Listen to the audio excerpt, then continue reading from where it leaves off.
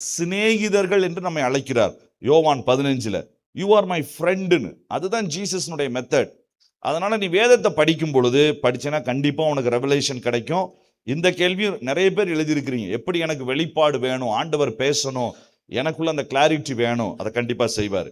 மூணாவது விஷயம் பிராக்டிக்கலா, இதுல கிட்டத்தட்ட ஒரு 10 கேள்வி நீங்க கேட்டிருக்கீங்க. நான் எல்லாத்தையும் சுருக்கமா வேகமா நான் சொல்ல போறேன். இதுல நீங்க கேட்ட ஒரு கேள்வி, பரீட்சையிலே நான் எப்படி பாஸ் செய்வது? இதுக்கு ரொம்ப ஈஸியான பதில், படிச்சாதான் பாஸ் பண்ண முடியும். என்ன பிரதர், என்னென்ன எப்படி சொல்லிட்டீங்க, படிச்சாதான் நாங்களே பாஸ் பண்ணிடுவோமே, எங்களுக்கு தெரியாது அப்படின்னு கேட்குறீங்களா? ஒரு தம்பி லெட்டர் எழுதியிருந்தான், நான் 10வது வகுப்பு பரீட்சை எழுத போறேன் அண்ணே, ஜெபித்துக் கொள்ளுங்கள், மறக்காமல் ஜெபித்துக் கொள்ளுங்கள், முழங்காலில் நின்று ஜெபியுங்கள், உபவாசித்து ஜெபியுங்கள், பரீட்சை நடக்கும் 3 மணி நேரமும் எனக்கு 10 கட்டளை எழுதியிருக்கிறான். நான் அவனுக்கு பதில் போட்டிருந்தேன், அது எழுதுற நேரத்துக்கு ஒரு கொஸ்டினை படிச்சிருந்தேன்னா நீயே பாஸ் ஆயிருந்திருப்ப. ஏன் நான் சொல்றேன், முயற்சி இல்லாம ஆண்டவர் சோம்பேறிகளுக்கு உதவி செய்வதில்லை. அந்த வார்த்தையை கடினமாக தான் நான் யூஸ் பண்றேன். ஏன்? என்னுடைய முயற்சிகள், கையின் பிரயாசத்தை நீ சாப்பிடுவாய். நான் படிக்காம சில பேர் ஜெபம் பண்ணுவாங்க, இயேசுவே எனக்கு அந்த கொஸ்டினை வெளிப்படுத்தும். கொஸ்டினை அவுட் பண்ணா இயேசு கிரிமினல் பாவம் செஞ்சவரா மாறிடுவார். உனக்கு தெரியுமா? கொஸ்டின் அவுட் பண்றது இந்திய அரசாங்க தண்டனை சட்டத்தின்படி தவறு. ஒரு அரசாங்கத்தின் சட்டத்தின்படியே தவறு. இயேசு கொஸ்டினை வெளிப்படுத்துவாரா? நிச்சயமா வெளிப்படுத்த மாட்டார். யாராவது அப்படி சொன்னாங்கன்னா நீ நம்பாத. அவர் உனக்கு படிக்க உதவி செய்வார், ஞாபகம் வைக்க உதவி செய்வார், எப்படி படிக்கணும்ன்ற கிருபையை தருவார், தயவை தருவார். இதுதான் ஆண்டவர் செய்வார். ஒரு நாளும் கொஸ்டின் பேப்பர் அவர் காமிக்க மாட்டார். ஆண்டவருடைய கிருபையினால நான் ஸ்கூல்ல, மெட்ரிக்ல, 10th எக்ஸாம்ல, 12th எக்ஸாம்ல டாப்பரா வர்றதுக்கு ஆண்டவர் உதவி செஞ்சார். மெடிக்கல் காலேஜில் ஃப்ரீ சீட்ல தான் நான் படித்தேன், கவர்மெண்ட் மெடிக்கல் காலேஜ். என்னுடைய மாஸ்டர்ஸ் டிகிரி அதுலேயும் நான் படித்தேன். என்னுடைய தீசிஸ் பேப்பர்லையும் ஃபர்ஸ்ட் டெசர்டேஷன் வாங்கினேன். சவுத் இந்தியா லெவலில், நேஷனல் லெவலில் வாங்கியிருக்கிறேன். என்னுடைய மனைவி சிஎம்சியில் போஸ்ட் கிராஜுவேட், டிஜிஓ, எம்எஸ்ஓஜி 2மே படிச்சிருக்கிறாங்க. இது எல்லாமே கர்த்தர் என்னுடைய வாழ்க்கையில், ஆவிக்குரிய வாழ்க்கையில் ஓடுறதுனால படிப்பை விட்டுறணும் கிடையாது. நீ ஆவிக்குரிய வாழ்க்கையில் நல்லா ஓடனா நீ நல்லா படிப்ப. இதுதான் நாம் பார்த்த ஆண்டவர். ஏன்னா என் ஆண்டவர் எனக்கு உதவி செய்வார். என் ஆண்டவர் என்னுடைய கடமையை செய்யறதுக்கு எனக்கு உதவி செய்வார். அதனால நீ 24 மணி நேரமும் படிக்கணும்னு நான் சொல்லலை. தினமும் 1 மணி நேரம், 1.5 மணி நேரம் உன்னுடைய பொறுப்புகளை நீ கவனமாக செஞ்சுக்கிட்டே இரு. கர்த்தர் உனக்கு உதவி செய்வார். காலேஜுக்கு போகும்போது நீ படிக்க ஆரம்பி, சிஸ்டமேட்டிக்காக படிக்க ஆரம்பி. கடைசி நேரத்தில் என் கூட ஒரு ஃப்ரெண்டு இருந்தான். நாங்கள் ரோமன் கேத்தலிக் ஸ்கூலில் படிக்கும்போது அந்த பரீட்சைக்கு முன்னாடி எல்லாரும் லைனில் நிற்போம். அங்கே ஒரு சவேரியாருடைய சிலை இருக்கும். அதுக்கு முன்னாடி போய் எல்லாரும் அவங்களுடைய பேனா, பென்சில்லாம் வச்சு ஜோம் பண்ணிட்டு போவோம். சுதன் என்னுடைய நண்பன், அவன் ராமேஸ்வரத்து பையன் கூட இருந்தான். அவன் மட்டும் கடைசியாக வருவான். என்ன பண்ணுவான் தெரியுமா? நாங்கள்லாம் ஜோம் பண்ணிட்டு அப்படி போயிடுவான். அப்போ இயேசுவை பற்றி எங்களுக்கு தெரியாது. அவன் நேராக சவேரியாருடைய காலை பிடிப்பான். என்னை எப்படியாவது நீர் தான் காப்பாற்றணும். அப்போ பேனா, பென்சில் மேலே அவருடைய தலையிலேருந்து உருட்டி விட்டு கீழே பிடிப்பான். எதுக்குடான்னா அப்போ தான் 35 மார்க் வரும். அதுக்கப்புறம் பரீட்சை பேப்பரில் எழுதுவான், ஐயா நான் ரொம்ப ஒரு வறுமையான குடும்பத்தை சேர்ந்தவன், எப்படியாவது கஷ்டப்பட்டு எனக்கு ஒரு 35 மார்க்கை போட்டுருங்க, என்னை ஃபெயில் ஆக்கிடாதீங்க. அதுக்கு ஒரு பக்கம் எழுதுவான். ஏன் நான் இதை சொல்கிறேன்னா, இது சரியான ஒரு தேவ பக்தி கிடையாது. நீ நல்லா படி, உன்னுடைய பொறுப்பான காரியத்தை ஆண்டவரிடத்தில் ஒப்புக்கொடு, பயப்படாத, ரிசல்ட்ஸை குறித்து பயப்படாத, டென்ஷன் ஆகாத, இவ்வளவு மார்க் எடுத்தே ஆகணுன்ற கட்டாயத்துக்குள்ளே போகாத, இல்லை அம்மா அப்பா நெருக்கிறாங்க, இவங்க நெருக்கிறாங்க, அப்படி செய்யாத. நான் ஆண்டவருடைய நாமத்தை மைமைப்படுத்தணும், நான் நல்லா படிக்கணும், அதுக்கு ஏற்ற மெத்தடை நீ படிக்க ஆரம்பி. படிக்கிற நேரம் ரொம்ப ரொம்ப முக்கியம். படிப்பை குறித்து 2 வரி மட்டும் நான் சொல்லிடுறேன். எப்படி படிக்கிறது? நான் தமிழ் மீடியத்தில் தான் படித்தேன் 12th வரைக்கும். இங்கிலீஷ்லாம் தெரியாது. எங்களுக்கு இங்கிலீஷை தமிழில் சொல்லி கொடுப்பாங்க. அப்படி தான் நம்ம படித்தோம். ஆனால் காலேஜ் வந்ததுக்கு அப்புறம் எப்படி படிக்கணுன்றதை கற்றுக்கொண்டோம். எந்த நேரத்தில் படிக்கணும், உன் மைண்டு ஃப்ரெஷ்ஷாக இருக்கும்போது நீ படிக்கணும். எல்லாம் சாயந்தரம்லாம் விளையாண்டுட்டு, ஃப்ரெண்ட்ஸோடலாம் பேசிட்டு, நல்லா புரோட்டாலாம் சாப்பிட்டுட்டு, அதுக்கப்புறம் உட்காந்து நீ மேக்ஸை பார்த்தேன்னா அது கோலியாத் மாதிரி தான் தெரியும். சயின்ஸை பார்த்தேன்னா பயங்கர கோபம் வரும். எதுக்கு இதெல்லாம் கண்டுபிடிச்சாங்கன்ற மாதிரி ஒரு பயங்கர வெறுப்பு நமக்கு உண்டாகும். படிப்பு உள்ளேயே ஏறாது. ஸோ அதனால் நல்லா ஃப்ரெஷ்ஷாக நீ 1 மணி நேரம் சாயந்தரம் விளையாடு. ஃபோனில் விளையாடாத, ஃபிசிக்கலாக நீ விளையாடு. நல்ல உடம்பு ஸ்ட்ரென்த்தடாக இருக்கும். வந்ததுக்கப்புறம் ஃப்ரெஷ் ஆகிட்டு உட்காந்து ஒரு 5-10 நிமிஷம் ஜோம் பண்ணிட்டு, ஆண்டவரே நான் படிக்க போகிறேன், நல்ல ஞானம், நல்ல கான்சென்ட்ரேஷன், இதை தாங்கன்னு சொல்லி படிக்க ஆரம்பி. படிச்சுட்டு இருக்கும் போதே மொபைலில் என்ன மெசேஜ், விராட் கோலி எத்தனை ஸ்கோருன்னு பார்க்காது. அவர் எத்தனை ஸ்கோர் அடித்தாலும் பரவாயில்ல, உன் ஸ்கோர் தான் உன் வாழ்க்கையை கொண்டு போக போகுது. அதனால கான்சென்ட்ரேட் பண்ணி படி. நீ கிரிக்கெட்டை பார்க்கணும்னு விரும்புனேன்னா நீ படிச்சு முடிச்சுட்டு 1/2 மணி நேரம் உட்காந்து நீ பாரு, தவறல்ல. ஆனா அதே நேரத்தில் உன்னுடைய முழு மனதை நீ எங்க வைக்கிறியோ அது ரொம்ப ரொம்ப முக்கியம் படிப்புல. ஸோ எந்த பாடம் கஷ்டமா இருக்குதோ உன் ஃப்ரெண்ட்ஸ்கிட்ட கேட்டு உட்காந்து படி. நல்ல கிறிஸ்டியன் ஃப்ரெண்ட்ஸ் இருக்கிறாங்க, சர்ச்சில் நல்ல டீச்சர்ஸ் இருப்பாங்க, அவங்கள போய் கேடு, ஆன்ட்டி எனக்கு சொல்லித்தாங்க, அங்கிள் எனக்கு சொல்லித்தாங்க. அந்த மாதிரி காரியங்களை நீ ஒர்க் அவுட் பண்ணு. நம்முடைய சர்ச்சில் உள்ள பிள்ளைங்க நல்ல ஞானத்துல தேறினவங்களா வரணும். அல்லேலூயா. சாலமோனுக்கு ஆண்டவர் எப்படி ஞானம் கொடுத்தாரு படிக்கிறதுக்கு? இன்னைக்கு கிறிஸ்டியன் அஃபீஷியல்ஸ் யோசேப்பை போல, தானியேலை போல நம்ம நல்ல ஐஏஎஸ், ஐபிஎஸ், மற்ற ப்ரொஃபஷனல் கோர்ஸ்ல நம்ம வந்தோம்னா இந்த தேசத்துல பெரிய காரியங்களை செய்ய முடியும். ஆனா அந்த மோட்டிவேஷன் இல்லாம ஏதோ நம்ம பாஸ் பண்ணணும் அப்படின்ற எண்ணம் நமக்குள்ள வரக்கூடாது. நம்மளாம் யாரு? ஏசப்பாவுடைய பிள்ளைங்க, நல்ல எக்ஸலண்டா நம்ம செய்யணும். அல்லேலூயா. ஸோ அதனால படிப்பை குறித்த காரியத்தை குறித்து பயப்படாத, முதல்ல டென்ஷன் ஆகாத. இதுவரைக்கும் நான் படிக்கல, இப்ப ஜனவரி மாசம் வந்துருச்சு, இப்ப 10th +1 12th நான் எழுதணும், என்ன செய்யறது? நீ உனக்கு என்ன போர்ஷன் தெரியும், என்ன தெரியாது, அதை லிஸ்ட் அவுட் பண்ணு. அதை உட்காந்து எது கஷ்டமான பாடம் அதை முதல்ல படிக்க ஆரம்பி, எது எளிதான பாடம் அதுக்கப்புறம் உட்காந்து படிக்க ஆரம்பி. அதுக்குரிய மெத்தட்ஸை எப்படி படிக்கலாம் சில டீச்சர்ஸ்ட்ட நீ கேட்டு தெரிஞ்சுக்கோ. உன்னுடைய சப்ஜெக்ட் டீச்சர்ட்டே சொல்லு, நான் இது வரைக்கும் படிக்காம விட்டா நான் இப்போ நல்லா படிக்க விரும்புகிறேன், எனக்கு என்னென்ன போர்ஷன்லாம் நான் படிக்கணும், எனக்கு டிக் பண்ணி கொடுங்க. முதல்ல எதை படிக்கணும், ரெண்டாவது எதை படிக்கணும், அதை உட்காந்து படி. இந்த வரக்கூடிய மார்ச்லேயே நீ நல்லா ஸ்கோர் பண்ண முடியும். வரக்கூடிய இந்த அகாடமிக் இயர்லேயே நீ அழகாக செய்ய முடியும். சரி, ஒரு வாட்டை ஃபெயில் ஆகிட்டோம், பரவாயில்ல, அதை குறித்து வருத்தப்படாத. மறுபடியும் நீ முயற்சி செய், மறுபடியும் நீ காரியங்களை செய். ஏபிஜே அப்துல் கலாம் அழகா சொன்னாங்க, FAIL, ஃபெயில்னா என்னது? ஃபர்ஸ்ட் அட்டெம்ப்ட் இன் லேர்னிங். நீ கற்றுக்கொள்வதனுடைய முதல் படியே ஃபெயில் தான் அவர் சொல்லி கொடுத்தார் ஏபிஜே. அதுக்காக பரவாயில்ல, அவரே சொல்லிட்டார் இன்னொருத்தர ஃபெயில் ஆகிக்கிருவோம் அப்படின்னு ரிலாக்ஸ்டா இருக்கிறதுக்காக அல்ல. உன் ஃபெயிலியரை நினைச்சு அதையே யோசிக்கிறதுல ஒரு பிரயோஜனம் கிடையாது. சரி, ஏன் ஃபெயில் ஆனோ அதை ஒர்க் அவுட் பண்ணி அடுத்த முறை செய்யறதுக்கு நீ முயற்சி பண்ணு. உன்னுடைய எஜுகேஷன் நீ சுயமாய் நின்று சம்பாதித்து ஆண்டவருக்கு மகிமையா வாழ்றதுக்கு அது உனக்கு பிரயோஜனப்படும். இன்னொன்று, நம்முடைய ஆண்டவர் கடின உழைப்பாளி. இயேசு இந்த உலகத்துக்கு ஊழியம் செய்ய தானே வந்தார், இயேசு இந்த உலகத்துக்கு ரட்சகராக தானே வந்தார். ஆனால் அந்த நாள், குறிப்பிட்ட நாள் வந்து அவர் முழு நேர ஊழியத்தை செய்கிற வரைக்கும் என்ன வேலை செஞ்சுட்டு இருந்தாரு? இயேசு என்ன வேலை செஞ்சாரு? தச்சு வேலை, கார்பென்ட்ரி ஒர்க் அவர் செஞ்சார். ஏன் செஞ்சாரு? அவருடைய குடும்பம் வறுமையான குடும்பம், அதுக்கு சப்போர்ட் பண்ணணும். அவர் தேவகுமாரன் தான். ஆனா இந்த உலகத்துக்கு வந்த பொழுது யோசேப் மரியாளினுடைய பிள்ளையும் கூட, அவரோட கூட பிறந்த 3 சகோதரர்கள் சகோதரிகள்லாம் இருந்தாங்க. எல்லாருக்கும் சாப்பாடு வேணும். இவர் தான் மூத்த பையன், இவர் வேலை செஞ்சார். இயேசு வேலை செய்தார். அதுதான் நம்ம செய்யணும். பவுல் வேலை செய்தார், கூடார தொழில் அவருக்கு தெரியும். போற இடத்துல எல்லாம் டென்ட் போட்டு கொடுத்தாரு.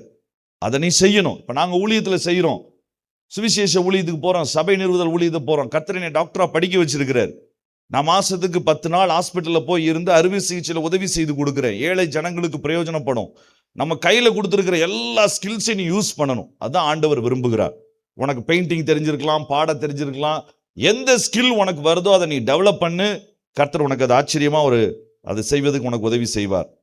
அடுத்து 3வது அதில் உள்ள ஒரு காரியம், நிறைய பேர் கேட்டது, மொபைல் கேம்ஸ் விளையாடலாமா? ஃபயர்ஃபாக்ஸ் கேமை தயவு செய்து அதை பற்றி சொல்லுங்கள்.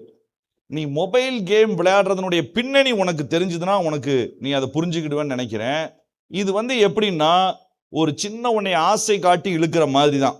கொஞ்சம் கொஞ்சமா உன் டைமை எடுத்து நீயே யோசித்து பாரு.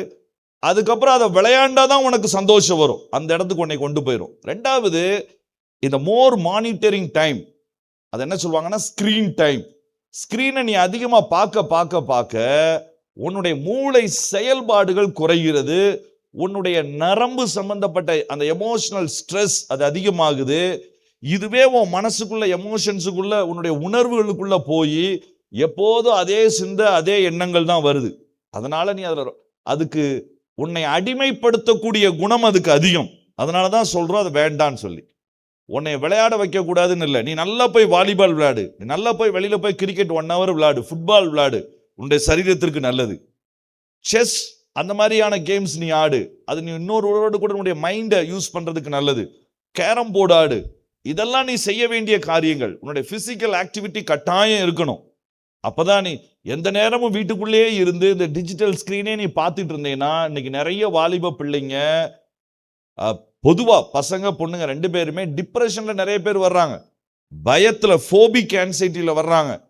நிறைய பேர் சூசைட் அட்டெம்ப்ட்ஸ்லாம் பண்றாங்க. ஏன்னா இதுல பாக்குறாங்க, முடியலையா இதை செஞ்சிடலாம்னு சொல்லி. ஸோ இதெல்லாம் நீ அவாய்ட் பண்றதுக்கு தான் இந்த screen time, imaginary time, digital time இதை வச்சுட்டு நேச்சுரல் இயற்கையான உலகத்துல கர்த்தர் தந்திருக்கிற உறவுகள், உன்னுடைய நண்பரை கூப்பிட்டு அவங்களோட பேசு, விளையாடு, ஃபேமிலியில் அம்மா அப்பாட்ட டைம் ஸ்பெண்ட் பண்ணு, அண்ணன் தம்பிகிட்ட, பாஸ்டர்கிட்ட, சர்ச்சில், இதெல்லாம் நல்ல சந்தோஷமான நாட்கள். இதைத்தான் கர்த்தர் செய்யணும்னு விரும்புகிறார். அப்புறம் கொஞ்சம் பேர் கேட்டிருக்கீங்க, சினிமா பார்க்கலாமா, குறைந்தபட்சம் சினிமா பாடலை கேட்கலாமா? இது நீ சினிமா பார்க்கல, இது எப்படி கேட்கறதுக்குன்னா, எனக்கு தீயை எவ்வளவு தூரம் தொடலாம் அப்படின்னு நீ கேட்கறது மாதிரி இருக்கு. தீக்கு உள்ள மட்டும்தான் கை வைக்கலாமா, இல்ல தீயை கொஞ்சம் தூரத்துல தொடலாமா? இது கேள்வியில என்ன நான் சொல்றேன்னா, ஒரே ஒரு கேள்வி தான். சில பேர் கேட்பாங்க, நீங்க கேட்கல, இயேசு எங்கே சொல்லி இருக்கிறார் சினிமா பார்க்க கூடாது என்று? சரியா? அப்படியெல்லாம் சில கேள்விகள்லாம் வரும். ஆனா ரொம்ப அழகா ஒரே வசனத்துல வேதம் சொல்லி கொடுக்கிறது. எது நம்முடைய ஆவிக்குரிய பக்தி விருத்தியை உண்டாக்காதோ, பவுல் அழகா சொல்றார், எல்லாவற்றையும் அனுபவிக்க எனக்கு உண்டு, ஆனால் எல்லாம் எனக்கு பக்தி விருத்தியை தராது. நம்ம வாசிச்ச அந்த தீம் வேர்ஸ்ல பெற்றுக்கொள்வதற்காய் ஓடுங்கன்னு சொல்லிட்டு 10வது அதிகாரத்தை முடிக்கும் போது அதான் சொல்றாரு, புசித்தாலும் குடித்தாலும் எதை செய்தாலும் கர்த்தருடைய மகிமைக்காக நீங்க செய்யுங்க. இதை செஞ்சா எனக்கு பிரயோஜனமா இருக்குமா? இப்ப நீ போய் உட்கார்ந்து ஒரு சினிமா தியேட்டர்ல உட்கார்ந்து 3 மணி நேரம் சினிமா பார்த்த அப்படின்னா இயேசுவின் நாமம் உயர்த்தப்படுமா, இல்லை உன்னுடைய ஆவிக்குரிய வாழ்க்கை பலப்படுமா? அதுதான் கேள்வி. ஸோ ஒவ்வொரு சின்ன சின்ன விஷயத்தையும் நீ அதை வச்சு டெஸ்ட் பண்ணு. ஓகே, இதை செய்யறதுனால எனக்கு பக்தி விருத்தி ஏதாவது உண்டாகுமா, இதை செய்யறதுனால எனக்கு பரிசுத்தம் கூடுமா? ஓ ரைட்டு, இவர் விஜய் நடித்த படத்தை போய் பார்த்தா எனக்கு சக்தி கூடுது, எனக்கு பரிசுத்தம் கூடுதா? இல்லை. ஒரு முறை ஒரு சினிமா நடிகை, ஒரு குணச்சித்திரை நடிகை, அதாவது ஒரு செகண்ட் லெவலில் நடிக்கக்கூடிய ஒரு நடிகை ரட்சிக்கப்படுறதுக்காக அந்த ரட்சிக்கப்படுகிற அந்த இடத்து வரைக்கும் வந்தாங்க. அப்ப டிஎல் மூடி என்கிற தேவ மனுஷன் தான் அந்த பிரசங்கம் பண்ணிக்கிட்டு இருந்தார். அவர் இறங்கி வந்தவொடனே அந்த அம்மா வந்து கேட்டாங்க, நான் எல்லாத்தையும் விட்டு கொடுத்துறேன், ஒன்றும் பிரச்சனை இல்லை, ஆனா நான் ரட்சிக்கப்பட்ட பிறகு சினிமாவுக்கு போகலாமா? டிஎல் மூடி ஒரே ஒரு பதில தான் சொன்னார், நீ முதல்ல உன் வாழ்க்கையை ஒப்பு கொடுத்துரு, அப்புறம் நீ இயேசுவை கூட்டிட்டு சினிமாவுக்கு போ அப்படின்னு சொல்லிட்டு மட்டும் போயிட்டாரு. எல்லாருக்கும் ஒரே ஷாக், என்ன டிஎல் மூடி இப்படி சொல்லிட்டு போயிட்டாரு. அடுத்து கொஞ்ச நாள் கழிச்சு அதே ஊருக்கு டிஎல் மூடி மீட்டிங்க்கு வந்தார். நம்ம ஓடி வந்து கேட்டாங்க, நீ என்ன பதில் சொன்ன? அந்த பதில் சொன்னதுக்கு அப்புறம் என்னால் சினிமாவுக்கே போக முடியலையே. ஏன்? இவங்க போய் ஒவ்வொரு முறையும் கேட்டிருக்காங்க, இயேசுவே இங்க போகட்டுமா, இந்த படத்துக்கு போகட்டுமா, அந்த படத்துக்கு போகட்டுமா? அவங்க மனசாட்சியை சொல்லியிருக்குது. எப்படி உனக்குள்ள வாசம் பண்ணுகிற இயேசு அங்க எப்படி உட்கார முடியும்? உன் கூட இருக்கிற இயேசு இதை எப்படி பார்க்க முடியும்? இந்த காரியங்களை சொன்னதுனால அவங்களுடைய உள்ள உணர்த்தப்பட்டு அவங்களே முடிவு செஞ்சாங்க, எல்லாம் எனக்கு பக்தி விருத்தியே தராது. ஸோ உனக்கு எது பக்தி விருத்தி? இப்போ சாப்பாட்டில் நம்ம எல்லாத்தையும் நம்ம சாப்பிட்றது இல்லை. எது நமக்கு பிரயோஜனமாக இருக்கும், எது நம்முடைய உடலுக்கு ஏற்றது, அதை நம்ம செய்கிறோம். அதே போல தான் ஆவிக்குரிய காரியத்திற்கும் தேவையற்ற ஸ்டப்ஸை நம்ம நிறைய சாப்பிட்டோம்னா வியாதிகள் வருவது தவிர்க்க முடியாத ஒரு காரியம். ஸோ அடுத்து அதிகபட்சமான ஒரு கேள்வி இதுதான். மறுபடியும் நிறைய பேர் கேட்டிருந்தாங்க, காதல் காதல் இதை குறித்த கேள்விகள் நிறைய இருந்தது. காதல் திருமணம் செய்யலாமா, இதை செய்யலாமா? இது என்னுடைய மனத அளவில் என்னை பாதிக்கிறது, எப்படி இதுல இருந்து நான் வெளியில வருவது? ஒருத்தர் கேட்டிருந்தாரு, காதலித்த பெண்ணை விடுவது துரோகம் அல்லவா? அப்படின்னா பிடிக்கிற சிகரெட்டை விடுவது சிகரெட்டுக்கு செய்கிற துரோகமா? குடிக்கிற ஆல்கஹாலை விடுறது ஆல்கஹாலுக்கு செய்கிற துரோகமா? எது தவறுன்னு தெரிகிறதோ அதை விடுவது துரோகம் அல்ல. சரியா? முதல்ல காரியம். ரெண்டாவது, வாலிப தம்பிமார்களுக்கு இது ஆன்லைன்லையும் போகுது, அதனால நான் கொஞ்சம் எடிட்டபிளாவே நான் பேசிடுறேன். வாலிப தம்பிமாருக்கு வரக்கூடிய ஒரு மெயினான ஒரு காரியம், நேற்றைய தினத்தில் அதை குறித்து பேச வேண்டும் என்று யோசித்தேன், ஆனால் அதிகமான நேரத்தின் நிமித்தமாக நான் பேசலை. ஒன்று, நல்ல கம்பெனி, சுய இன்பம். இது மாஸ்டர் பேஷன் என்று ஆங்கிலத்தில் சொல்லுவாங்க. இதை பேசுவது தவறல்ல என்று நான் யோசிக்கிறேன்.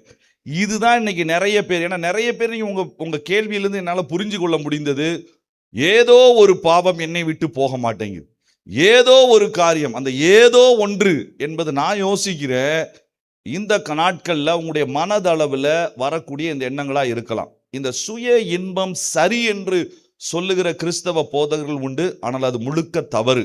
வேதம் தெளிவாய் சொல்லுகிறது எப்படி நாம் இன்பத்தை. நான் நேற்றே சொன்னேன், மேரேஜ் ஆண்டவர் உண்டாக்குனது, பால் உணர்வு ஆண்டவர் உண்டாக்குனது. செக்ஸ் இஸ் பியூர், செக்ஸ் என்பது பரிசுத்தமானது, அது தேவன் உண்டாக்குனது. பலுகி பெருகுவதற்காக, ஒருவரோடு ஒருவர் இணக்கமாய் இருப்பதற்காக தேவன் உண்டாக்குனது. ஆனா பிசாசு அதை வேறு விதமா கொண்டு வந்துட்டான். அவன் என்ன சொன்னான், இதுக்கு எதுக்கு கல்யாணம் வரைக்கும் வெயிட் பண்ண, நீ இப்பே ட்ரை பண்ணலாமா, ஒன்றும் பிரச்சனை இல்லை.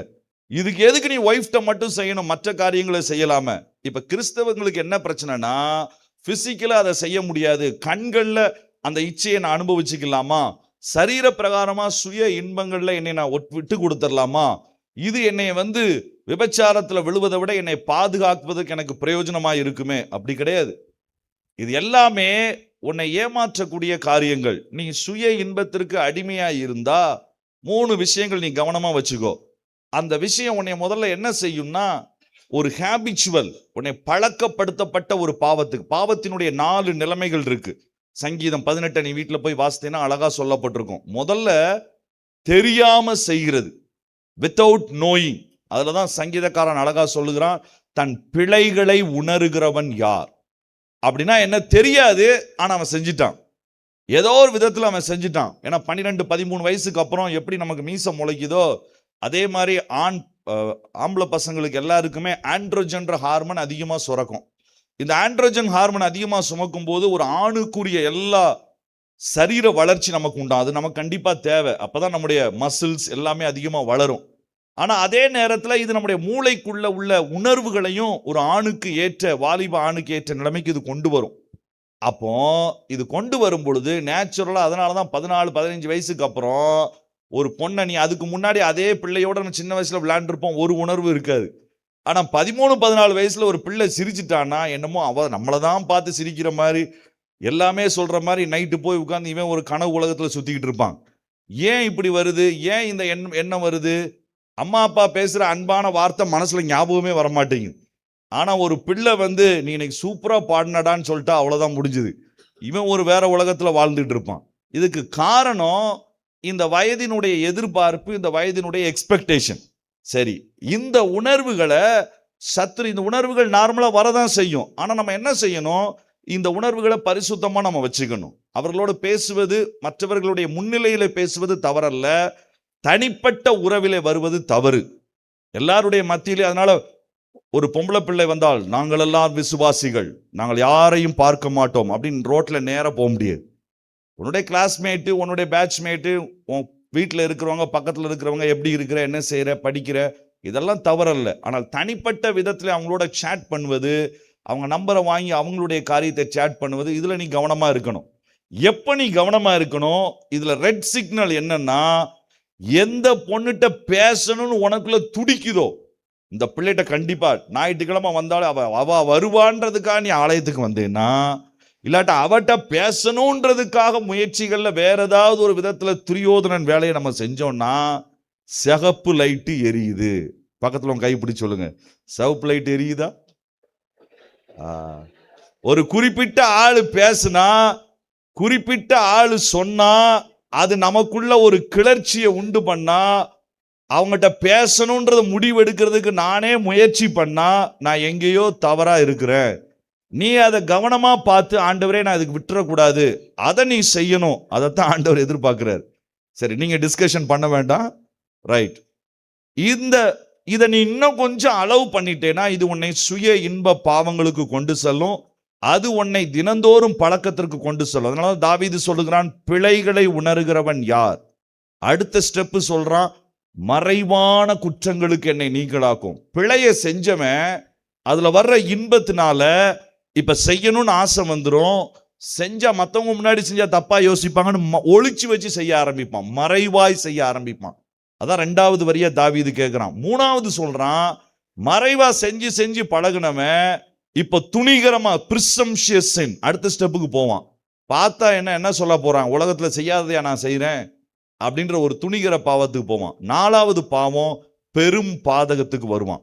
he will come for the public disgrace. அதுதான் 4வது ஸ்டேஜ். மற்றவர்களெல்லாம் பார்த்து தூற்றக்கூடிய ஒரு இடத்திற்கு நம்ம அதை கொண்டு போவோம். ஸோ இந்த பாவங்கள்ல இருந்து நீ வெளியில வருவது கட்டாயம். மனநிலை அதுல இருந்துச்சுன்னா, நம்பர் 1, தனிமையை நீ அவாய்ட் பண்ணு. தனியா உட்கார்ந்து யோசிக்கிறத அவாய்ட் பண்ணு. தனியா மொபைல் டிஜிட்டல் காரியங்களை செய்யறதை அவாய்ட் பண்ணு. தனியா பெண் நண்பர்களை சந்திப்பதை நீ அவாய்ட் பண்ணு. தனிமையில வீடியோ, போர்னோகிராஃபி, புஸ்தகங்கள் இவைகளை பார்ப்பது பாவம் என்பதை நீ மறுபடி அறிக்கை பண்ணு. 10 முறை 1000 முறை நீ விழுந்திருக்கலாம், ஆனா இன்னைக்கு முடிவு பண்ணு, இல்ல இனி நான் அந்த பக்கம் போக மாட்டேன், போர்னோகிராஃபிக்கோ மற்ற தவறான சைட்ஸ்க்கோ நான் செய்ய மாட்டேன். நிச்சயமா உங்களுக்கு போன செஷன்ல இது சொல்லியிருப்பாங்கன்னு நினைக்கிறேன். இதுதான் இன்னைக்கு ஒரு முக்கியமான பாவத்துக்கு நேரா நிறைய பேரை கொண்டு போயிடுச்சு. இதுல ஊழியக்காரங்களும் நிறைய பேர் விழுந்திருக்கிறாங்க. இதுக்கு பேரு பேட் டச், தவறான தொடுதல். சரியா? இது தன்னுடைய இந்த பேட் டச் மென்டாலிட்டி, அது ஒரு உன் கூட இருக்கக்கூடிய ஆண் நண்பனாகவும் இருக்கலாம், பெண் நண்பியாகவும் இருக்கலாம், தெரிஞ்சவங்களா இருக்கலாம். தவறான எண்ணங்கள்ல அவர்களை தொடுகிற அந்த உணர்ச்சிகள் உனக்குள்ள வரக்கூடாது. அந்த அளவுக்கு போயிருந்ததுன்னா நீ ரொம்ப அடிமைத்தனத்துல இருக்கிறன்னு அர்த்தம். அதை நிச்சயமா நீ அதுல இருந்து வெளியில வரணும். அல்லேலூயா. வேசியாகிய ராகாப், இந்த வார்த்தை எபிரேயர் வரைக்கும் வருது. ஆனா அவ வேசியாகவே வாழ்ந்து முடிக்கல. ஒரு பெரிய இயேசுவினுடைய மூதாட்டி பாட்டியாக மாறி பெரிய ஜெயத்தை முடிச்சா. அவ ஆரம்பிச்சது வேசி, ஆனால் அவளுடைய பரம்பரையில தான் இயேசுவே பிறப்பதற்கு ஏற்ற விதத்துல எல்லாம் மாறுச்சு. எப்படி மாறினாங்க பாரு, எவ்வளவு அழகா மாறி இருக்கிறாங்க. அதனால எந்த ஒரு பாவமும் உன்னை குற்ற மனசாட்சிக்குள்ள கொண்டு போக விட்டுறாத. பரிசுத்த ஆவியானவர் உனக்கு உணர்த்துவிப்பார், ஆனால் சாத்தானின் ஆவி உன்னை குற்றப்படுத்தும். இந்த ரெண்டுக்கு வித்தியாசம் உண்டு. The spirit of God will convict you, but the spirit of Satan will condemn you. ரெண்டுக்கு பெரிய வித்தியாசம். நீ பெரிய பாவத்தை செஞ்சுட்ட, இனி நீ வெளியே வரமாட்டேன்னு சொன்னா அது சத்ருவினுடைய வாய்ஸ். நீ பாவம் செஞ்சது, ஆண்டவர் துக்கப்படுறாரு, இது தவறு, நீ வெளியே வா அப்படின்னு உன்னை அழைக்கக்கூடிய சத்தம் தான் பரிசுத்த ஆவியானவருடைய சத்தம். குற்ற மனசாட்சிக்கு நீ விட்டு கொடுக்காத. பழைய பாவத்தையே மறுபடி நினைச்சு நீ அறிக்கையிட்டுக்கிட்டே இருக்காத. ஒரு முறை நீ விசுவாசத்தோடு அறிக்கையிட்டு விட்டு விடுகிறதுக்கு நீ தீர்மானம் எடுக்கணும். அறிக்கை இடுகிறது மட்டுமல்ல, அதை விசுவாசிக்கணும், அதை விட்டு விடுறதுக்கு நீ தீர்மானம் எடுக்கணும். ஸோ இது அந்த ப்ராக்டிக்கல் ஏரியாஸ்ல உள்ளது. அடுத்து நிறைய பேர் கேட்டிருந்த கேள்வி, கோபத்தை எப்படி கண்ட்ரோல் பண்ணுவது? முன்னாடியெல்லாம் 50 வயசுக்கு மேலதான் கோபம் வரும், இப்பெல்லாம் 5 வயசுலேயே கோபம் வருது. ஸோ அதனால அந்த கோபத்தை கண்ட்ரோல் பண்றதுக்கு நீ உண்மையாவே மனசுல இருந்து நேசிக்க ஆரம்பிக்கணும். மனசுக்குள்ள வெறுப்பை ஒளிச்சு வைக்காது, அது ஏதாவது ஒரு நாள் வெளிப்பட்டுரும். யார் மேலேயாவது கோபம் எரிச்சல் இருந்தால் அது உள்ளே வச்சிருக்காத. மன்னிக்க வேண்டியதும் நம்முடைய நல்ல சுபாவம். இந்த கூட்டத்தில் நீ யாரையாவது மன்னிக்காம இருந்தேன்னா, இங்கிருந்து போறதுக்குள்ள கண்டிப்பா மன்னிச்சுட்டு நீ போ. ஏன்னா ஆண்டவர் நமக்கு மன்னிச்சது நமக்கு எஃபெக்ட் ஆகணும்னா நாம மன்னிச்சாதான் நம்ம அது எஃபெக்ட் ஆகும். ஏன்னா ஆண்டவர் அப்படித்தான், நம்ம அப்படித்தானே ஜெபம் பண்றோம். எங்களுக்கு விரோதமாய் பாவம் செய்தவர்களை நாங்கள் மன்னிக்கிறது போல எங்கள் பாவங்களை எங்களுக்கு மன்னி. அப்ப நான் மன்னிக்கலைன்னா நான் எத்தனை மன்னிப்பு கேட்டாலும் எனக்கு மன்னிக்கப்படாது. ஸோ அதனால மற்றவங்களை மன்னிக்கிறது, அவங்கள பற்றியதான கிரட்ஜஸை எடுக்கிறது ரொம்ப ரொம்ப முக்கியமான காரியம். கடைசியா பைபிளுக்கு பைபிள்னு ஏன் பேர் வந்துச்சு அப்படின்னு ஒருத்தவங்க கேட்டிருக்காங்க. பைபிள்ன்ற வார்த்தை அது ஒரு இங்கிலீஷ் வார்த்தை, அது கிரேக்க லத்தீன் வார்த்தையில பிபிலியா அப்படின்ற வார்த்தையிலிருந்து வந்துச்சு. பிபிலியோஸ் அல்லது பிபிலியா அப்படின்ற வார்த்தைக்கு என்ன அர்த்தம்னா புஸ்தகம்னு அர்த்தம். பிப்ளியானா புஸ்தகம், பிப்ளியோஸ்னா புஸ்தகங்கள்னு அர்த்தம். பைபிள் இந்த வார்த்தை கிரேக்க லத்தீன் மொழியிலிருந்து வந்த ஒரு ஆங்கில வார்த்தை. இதனுடைய சிம்பிள் அர்த்தம் இது என்னன்னா புத்தகங்கள், அவ்வளவுதான். தொகுக்கப்பட்ட புஸ்தகங்கள், ஹோலி பைபிள், பரிசுத்தமாய் தொகுக்கப்பட்ட, பரிசுத்தமான தொகுக்கப்பட்ட புத்தகங்கள். அதுதான் அதனுடைய ஜெனரல் மீனிங் பைபிள்ன்றதுக்கு. அதிக நேரம் ஜெபிப்பது, இதெல்லாம் நம்ம பார்த்தாச்சு. இன்னும் சில தியலாஜிக்கல் டவுட்ஸ்லாம் கேட்டிருந்தீங்க. அது நீங்கள் கண்டிப்பாக உங்களுடைய பாஸ்டர்ஸே நீங்கள் கேட்டு ரொம்ப ஈஸியாக தெரிஞ்சுக்கலாம். நீதிமொழிகள் உள்ள சில வசனங்களை காமிச்சு இது சரியா, இது எப்படி எனக்கு புரிந்து கொள்ள முடியலன்னு. ஒரே ஒரு கேள்வி கடைசி, அதோட நான் முடிச்சிடுறேன். ட்ரினிட்டி, திரித்துவம் எனக்கு புரியவில்லை. தேவன் பெரியவரா, பிதா பெரியவரா, இயேசு பெரியவரா, பரிசுத்த ஆவியானவர் பெரியவரா, இது எப்படி புரிஞ்சுக்கிறது? இந்த ட்ரினிட்டி இந்த திரியேக தெய்வனை குறித்த காரியம் மிகப்பெரிய ஒரு டாபிக்கா இருந்தாலும் இதுல நம்ம பயன்படுத்த வேண்டியது முக்கியமானது விசுவாசம் தான். நாம நம்புகிறோம். என்னென்ன காரியங்களை நம்புகிறோம் எளிதா புரிஞ்சுக்கிறதுக்கு, பிதா, குமாரன், பரிசுத்த ஆவியானவர் 3 பேரும் ஒரே தன்மை உள்ளவர்கள். நல்லா கவனிங்க, 3 பேரும் ஒரே தன்மை உள்ளவர்கள். பிதாவின் மகிமை எவ்வளவோ குமாரனுக்கும் உண்டு, குமாரனின் மகிமை எவ்வளவோ பரிசுத்த ஆவிக்கும் உண்டு. இதுல யாரும் first rank, second rank, third rank கிடையாது. 3 பேருமே ஒரே தான். இவர்களுடைய தன்மை ஒன்று, இவர்களுடைய சுபாவம் ஒன்று, இவர்களுடைய வல்லமை ஒன்று. இதுல எதுவுமே வித்தியாசமானது அல்ல. ஆனால் இவர்கள் செயல்படுகிற விதம் தான் மூவராய் செயல்படுகிறார்கள். ஆகவே பிதா, அப்ப ஏன் இயேசு இங்க இருக்கும்போது பிதாவை சொன்னாரு? ஏன்னா இயேசு பூமியில தேவகுமாரனா மட்டும் இல்ல, மனுஷகுமாரனாவும் இருந்தார். அப்போ ஒரு மனிதன் பிதாவை எப்படி அப்ரோச் பண்ணணும், அதுக்கு இயேசு அடையாளமா சொல்லி கொடுத்தாரு. அப்ப பரிசுத்த ஆவியானவர் ஏன் இவ்வளவு காரியங்களை, பரிசுத்த ஆவியானவர் ஏன் இயேசுக்கு அப்புறம் வந்து பெந்தேகோஸ்தே நாள்ல நமக்கு உதவி செய்யணும்? இது எல்லாமே நம்முடைய பிரயோஜனத்திற்காக. அவர்கள் யுக யுகமா இருக்கிறாங்க. என்கிட்ட ஒருத்தர் இயேசுவை உருவாக்கியவர் யாருன்னு கேட்டிருந்தாங்க. இயேசுவை யாரும் உருவாக்கல, அவர் தான் எல்லாத்தையும் உருவாக்குனவர். பிதா, குமாரன், பரிசுத்த ஆவி மூவரும் ஒன்றாய் இருக்கிறார்கள். 3 பேரும் ஒரே தன்மை உடையவர்கள், சுபாவம் உடையவர்கள். ஆகவே இந்த ட்ரினிட்டியில உனக்கு ரொம்ப புரியலைனாலும் நீ அறிந்து கொள்ள வேண்டியது 2 தான். 3 பேரும் ஒரே தன்மை, ஒரே சுபாவம், ஒரே வல்லமை உடையவர்கள். ஆனால் 3 பேரும் தனித்தனியாக அவர்கள் செயல்படுகிறார்கள், செயல்பட்டிருக்கிறார்கள் வேதத்திலே. நம்முடைய புரிந்து கொள்ளுதலுக்காக, நம்முடைய ஆசீர்வாதத்திற்காக, அவர்களுக்காக அல்ல. நாம புரிந்து கொள்வதற்கு பிதா சிருஷ்டி கர்த்தராகவும், இயேசு இரட்சகராகவும், பரிசுத்த ஆவியானவர் நம்மை கடைசியில் அவருடைய சன்னிதானத்திலே கொண்டு போய் சேர்க்கப்பதற்கு இது புதிய உடன்படிக்கையிலே செயல்படுகிறவராகவும் அவர் நம்மோடு கூட இருந்து செய்கிறார். ஆகவே எப்படி ஜெபிப்பது, யாருடைய நாமத்திலே ஜெபிப்பது, இதுல நீ குழம்ப வேண்டிய அவசியமே இல்லை. பிதாவே என்று ஜெபிக்க தான் இயேசு சொல்லி கொடுத்தார். இயேசுவின் மூலமாகத்தான் நமக்கு ரட்சிப்பின் வாசல் திறக்கப்பட்டது. அதனால இயேசுவின் நாமத்தில் நம்ம எதெல்லாம் கேட்கிறோமோ அவைகளெல்லாம் அவருடைய சித்தத்தின்படி ஏற்ற நாட்கள் அவர் செய்கிறாரு. அதனால அவருடைய நாமத்துல பிதாவை நோக்கி, இயேசுவின் நாமத்துல, பரிசுத்த ஆவியானவரினுடைய பலத்துல ஜெபிக்கிறதுக்கு தான் பைபிள் கற்றுக் கொடுக்கிறது. பிலிப்பியர் 3 நீங்க படிச்சு பார்த்தீங்கன்னா ஒரே ஒரு வசனம் அதுல 3 அழகா கொடுத்திருக்கும். பிதாவை நோக்கி, இயேசுவின் மூலமாய், பரிசுத்த ஆவியினுடைய பலத்துல. இதுதான் இயேசு கற்றுக் கொடுத்த ஒரு ஜெபம். இதுல வெறும் பிதாவை மட்டும் அதிகப்படுத்தி சொல்லுகிற யெகோவா சாட்சிகள், அது தவறான உபதேசம். இயேசுவை மட்டும் உயர்த்தி ஒன்லி ஜீசஸ், அது தவறான ஒரு போதனை. பரிசுத்த ஆவியானவரை மட்டும் ஆவி ஆவி என்று சொல்லி அவரை ஒரு சக்தியாய் உருவப்படுத்தி சொல்வது, அதுவும் தவறு. 3 பேரும் நபர்கள், 3 பேரும் ஒரே தன்மை உடையவர்கள். இந்த காரியத்தை நீங்க தெளிவாய் நீங்கள் புரிந்து கொள்ள வேண்டும். கர்த்தர் நமக்கு உதவி செய்வாராக. இந்த கடைசி செய்திக்கு நம்ம உள்ள கடந்து போக போறோம். என்னுடைய விருப்பம், வாஞ்சை, ஒருவேளை நான் என்ன பெரிய போதகர் இடத்துல பேசணும்னு யோசிச்சேன், பேச முடியல.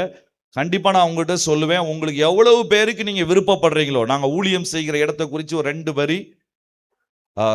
வாரணாசி பகுதியில் இருக்கக்கூடிய யூபி பகுதியில், பீகார்ல, நேபாள் எத்தனை பேருக்கு தெரியும்? நேபாள் தேசத்தை எத்தனை பேர் கேள்விப்பட்டிருக்கிறீங்க? கன்னியாகுமரியிலே நேபாளை சேர்ந்த நிறைய பேர் இருக்கிறாங்க. ஸோ நேபாள் நம்ம பக்கத்தில் உள்ள ஒரு அண்டை தேசம். ஸோ இந்தியாவில் உத்தரப்பிரதேச மாநிலத்திலையும் பீகார்லையும் வெளிநாடுகளில் நேபாளையும் மையமாக வச்சு நாங்கள் ஊழியம் செய்கிறோம்.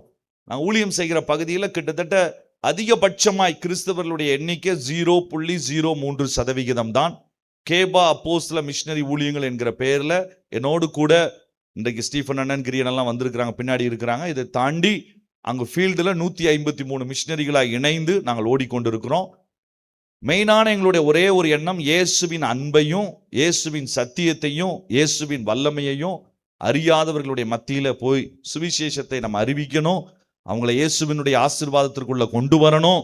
அவங்களும் அடிமைத்தனத்திலிருந்து, கட்டப்பட்ட நிலைமையிலிருந்து மறுரூபமாக்கப்பட்ட நிலைமைக்கு வரணும். உங்களுக்கு யாராவது அப்படி ஊழியத்தை குறித்து நீங்க அறிந்து நாங்களும் அந்த பகுதிக்கு வந்து பார்க்கணும்னு விரும்பினா, உங்க போதகர் நீங்க அவங்ககிட்ட பேசி அவங்களையும் கூட்டிட்டு கர்த்தருக்கு சித்தமானா நீங்க வரலாம். அதை குறித்து நான் தலைமை போதர் இடத்துல நான் பேசுவேன். ஆண்டவர் உங்களுக்கு அதுக்குரிய பலனை தரட்டும். உங்களுக்கு இருக்கிற ஹாலிடேஸ் டைமை நீங்க பக்கத்துல, ஒருவேளை அவ்வளவு தூரம் வர முடியாட்ட கூட, இங்க உள்ள மற்ற சபைகள்ல தேவையுள்ள பகுதிகளில் நீங்க உங்க பாஸ்டரோட கூட போய் சேர்ந்து அப்படிப்பட்ட காரியங்களை நீங்க இன்வால்வ் பண்ணீங்கன்னா உங்க வாழ்க்கை அது ரொம்ப ஃப்ரெஷ் ஆகும். உங்களுடைய வாழ்க்கையை அது புதுமைப்படுத்தும். இன்னும் நிறைய புதிய காரியங்கள். வெறும் வீட்டுக்குள்ளேயே அடைஞ்சு கிடக்கக்கூடிய கிணற்று தவளையா நம்ம இருக்கக்கூடாது. நம்ம வளர வேண்டிய நாட்கள் ஏராளம், வளர வேண்டிய காரியங்கள் ஏராளம். இவைகளுக்கு கர்த்தர் நமக்கு உதவி செய்யட்டும். இந்த மூன்றாவது தலைப்பை உங்களோடு கூட நான் பேசி நாங்கள் ஜெபித்து நான் கடந்து செல்ல விரும்புகிறேன். நான் மறுபடியும் உங்கள் எல்லாருக்கும் நான் ஆண்டவருடைய நாமத்தினாலே நான் நன்றியை தெரிவிக்கிறேன். முதல் செய்தியை நாம் பார்த்தோம், இழந்தவர்கள் எப்படிப்பட்டவர்கள். ஒருவன் இழந்து போகிற கூட்டத்திலே இருக்கிறானா இல்லையா, அதற்கான 5 அடையாளங்களை முதல் நாளிலே பார்த்தோம். நேற்று காலையிலே, நேற்று சாயந்திரத்திலே பெற்றுக்கொள்ளுகிறவர்கள் யார், இவர்களுடைய அடையாளங்கள் எப்படி இருக்கும், இவர்கள் தான் உண்மையாய் ஓடக்கூடியவர்கள். இன்றைக்கு கடைசியாய் சாதிக்கிறவர்கள் யார். ஏனென்றால் வெறும் ஓட்டத்தை ஓடுகிறவன் மட்டுமல்ல, இந்த ஓட்டத்திலே சில சாதனைகளையும் நீ செய்ய முடியும். இது பெற்றுக்கொள்ளத்தக்கதாய் ஓடு என்று சொல்லுகிற வார்த்தை ரட்சிப்பை குறித்து பேசவில்லை. நல்லா கவனி. ரட்சிப்பு எல்லாருக்கும் ஆண்டவர் தருகிறார், கிருபையை எல்லாருக்கும் ஆண்டவர் தருகிறார். நீ எந்த நிலைமையில இருந்தாலும், எவ்வளவு மோசமான சூழ்நிலையில இருந்தாலும், நம்முடைய கிரியைகளினால் அல்ல, ஆனா நம்மகிட்ட இருக்கக்கூடிய இந்த சின்ன விசுவாசத்துல இயேசுவின் சிலுவை மரணத்தை உயிர்த்தெழுதல நீ நம்பி பாவத்தை அறிக்கையிட்டு மனம் திரும்பி இயேசுவே உம்முடைய ரத்தத்தினால கழுவப்பட்டு நான் புது சிருஷ்டியா வாழணும் நீ ஜெபித்தேனா, விசுவாசித்தேனா, ஒப்பு கொடுத்தேனா நீ ரட்சிக்கப்படுகிற. கிறிஸ்தவ குடும்பத்துல பிறந்ததுனால ரட்சிப்பு கிடையாது, அற்புத சுகம் கிடைச்சதுனால ரட்சிப்பு கிடையாது. ஆத்துமாவில ஒரு மறுபிறப்பு உண்டானாதான் அதுக்கு பேரு ரட்சிப்பு. அதுக்கு அடையாளமாக தான் நம்ம ஞானஸ்தானத்திற்கு ஒப்பு கொடுத்து ஞானஸ்தானம் எடுக்கிறோம். இதெல்லாம் நமக்கு ஆண்டவர் ரட்சிப்பை எல்லாருக்குமே ஆண்டவர் தருகிறார். ஆனா ரட்சிக்கப்பட்டவர்கள் தங்களுடைய ஓட்டத்தை ஆரம்பிக்கிறாங்க. ரட்சிக்கப்பட்டதுக்கு அப்புறம் தான் உன்னுடைய ஓட்டமே ஆரம்பிக்குது. அப்ப ரட்சிக்கப்பட்டதுக்கு அப்புறம் தான் ஆரம்பிக்குதுன்னா எதை பெற்றுக்கொள்ள வேண்டும்? இதுல ஆண்டவர் நமக்கென்று பந்தய பொருட்களை ஆண்டவர் வச்சிருக்கிறார். அவர் கிரீடங்களை வச்சிருக்கிறார். வேதம் கிட்டத்தட்ட 6-7 கிரீடங்களை குறித்து பேசுகிறது. நம்முடைய நீதியின் கிரீடம், நம்முடைய ஜீவனுக்குரிய கிரீடம், அழிவில்லாத கிரீடம், வாடாத கிரீடம், இவைகளெல்லாம் மகிமையின் கிரீடம், இவைகளெல்லாம் ஆண்டவர் நமக்கு தருவதற்காக வச்சிருக்கிறார். இதை தாண்டி இயேசு மறுபடியும் வரப்போறார். சரியா? இயேசு மறுபடியும் வரப்போறார். நிறைய பேர் சொல்வீங்க, ஆனா இதெல்லாம் எத்தனை நாளா கேட்டுட்டு இருக்கிறோம் இயேசு வரப்போறாருன்னு. மற்ற சந்ததிகள் நம்புகிறாங்களோ இல்லையோ, நம்முடைய நாட்கள்ல நடப்பதற்கு அதிக வாய்ப்பு. ஏன்னா 2 தீர்க்க தரிசனம் தான் நிறைவேற வேண்டி இருந்தது இயேசு வர்றதற்கு. மற்ற எல்லா தீர்க்க தரிசனங்களும் அதோட சேர்ந்ததுதான். அது என்ன 2 தீர்க்க தரிசனம்? ஒன்று, இஸ்ரவேல் என்கிற தேசம் மறுபடியும் ஸ்தாபிக்கப்படும், எருசலேம் மறுபடியும் ஸ்தாபிக்கப்படும், மறுபடியும் தேவாலயம் அங்க எழும்பும். இது நம்ம கண்கூடா இந்த உலகத்துல பார்த்து நிறைவேற வேண்டிய ஒரு தரிசனம். 2வது ஒரே ஒரு தரிசனம் தான் நிறைவேறணும். அது சுவிசேஷம் சகல ஜாதிகளுக்கும் பிரசங்கிக்கப்படும், அப்பொழுது முடிவு வரும். இதோடு கூட இணைந்த நிறைய தீர்க்க தரிசனங்கள் வெளிப்படுத்தின விசேஷத்துல எசேக்கியேல, தானியேல் இருக்கு. அதை குறித்துலாம் நமக்கு தெரியாட்ட கூட பரவாயில்ல. இந்த வயசை பொறுத்தளவுல உனக்கு தெரிய வேண்டியது 2. ஒன்னு, எருசலேம் உருவாகி இருந்திருக்கணும், இஸ்ரவேல் தேசம் உருவாகணும். 2வது, சுவிசேஷம் அறிவிக்கப்பட்டிருக்கணும். உனக்கு தெரியுமா, எருசலேம் நகரம் மறுபடியும் வந்து இஸ்ரவேல் தேசம் மறுபடியும் உருவாக்கப்பட்டுச்சு. எப்போ? 1948. அது மே மாசம் 13ஆம் தேதி. அன்றைக்கே இஸ்ரவேல் என்கிற தேசம் 1950 வருஷங்கள் கழிச்சு, இயேசு மரிச்ச பிறகு 40 வருஷம் கழிச்சு இடிக்கப்பட்ட இஸ்ரவேல் தேசம் அதுக்கப்புறம் கட்டப்படவே இல்லை. 1900 வருஷங்கள் ஜனங்கள் வெயிட் பண்ணாங்க. 1948 2ஆம் உலக போருக்கு பிறகுதான் அது உருவாச்சு. அதனாலதான் நம்ம ஊர் பக்கத்துல இருக்கிற கேரளாவில், நம்ம ஊரினுடைய மகாராஷ்டிராவில், பூனேல நிறைய இடங்கள் யூதர்கள் இன்னைக்கும் இருக்கிறாங்க. இவங்க எங்க இருந்து வந்தாங்க? எப்படி வந்தாங்க? அங்கிருந்து விரட்டி அடிக்கப்பட்டு ஏராளமான தேசங்கள்ல சிதறி கிடந்தாங்க. இவங்கெல்லாம் சேர்ந்து 1948 இருந்து இந்த தேசம் உருவாகி இன்னைக்கு இஸ்ரேலை பத்தி நீ நிறைய வாசிக்கிறோம், எருசலேமை குறித்து நிறைய வாசிக்கிறோம். யுத்தத்திற்கு அவ்வளவுக்கும் காரணமான ஒரே ஒரு நோக்கம் என்னவா இருக்குது? இஸ்ரேல்ல உள்ள எருசலேம் யார் இடத்துல இருக்கும், இஸ்ரேல் யார் இடத்துல இருக்கும், இதை வச்சுதான் மொத்த உலக யுத்தங்களும் அது மையப்படுத்தப்பட்டிருக்கிறது. அப்ப கிட்டத்தட்ட இந்த தேசம் வளர்ந்து எருசலேம் மறுபடியும் கட்டப்பட போகிற ஒரு நிலைமையில் இருக்கிறோம். அதனால கண்டிப்பா இயேசு வர்றதற்கு ரொம்ப நெருக்கமான நேரம். சுவிசேஷம் அறிவிக்கப்படுகிறது. இது ஒண்ணுதான் பாக்கியான ஒரே ஒரு காரியம். உலகத்துல 42% பேருக்கு சுவிசேஷம் அறிவிச்சிட்டாங்க நேரடியா. இன்னொரு 20-25% பேருக்கு இன்டர்நெட் மூலமா, சோசியல் மீடியா மூலமா, தேவனே தரிசனமானது மூலமா இயேசுவை குறித்த கொஞ்சம் அறிவு இருக்குது. இன்னும் கிட்டத்தட்ட ஒரு 20-30% பேருக்கு சுவிசேஷம் போய் சேர வேண்டும். ஆனா இதுல முக்கியமான பாரம் என்ன தெரியுமா? இதுல 80% இந்தியாவும் சீனாவும் தான்.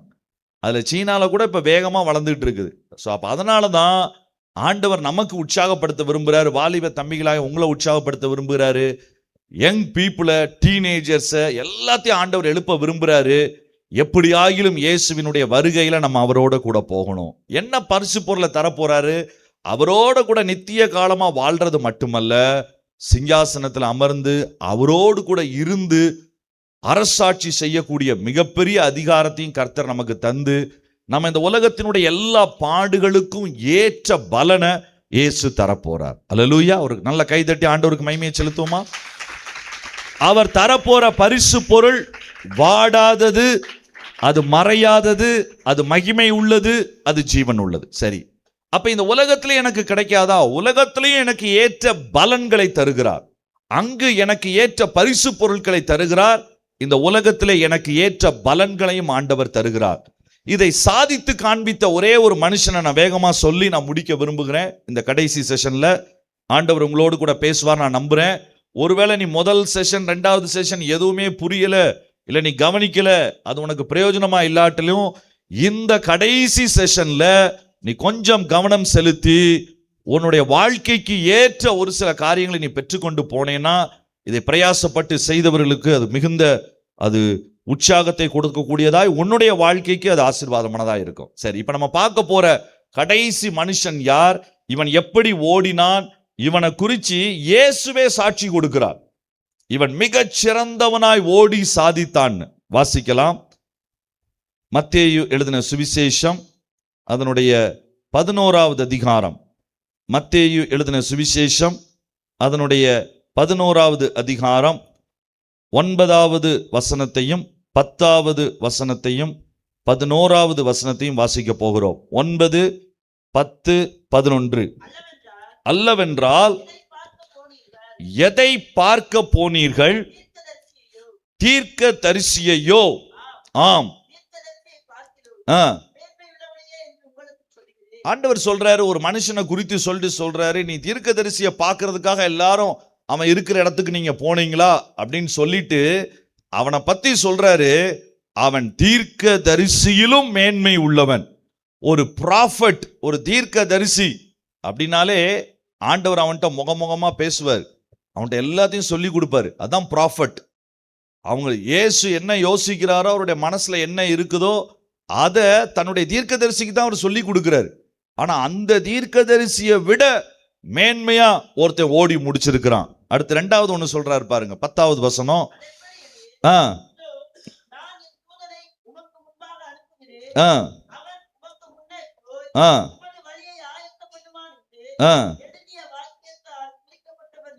இவன் தான். இவனை குறிச்சு இன்னொரு இன்ட்ரோடக்ஷன் கொடுக்கிறார். சரி, இப்ப 11வது வசனம் வந்துருங்க.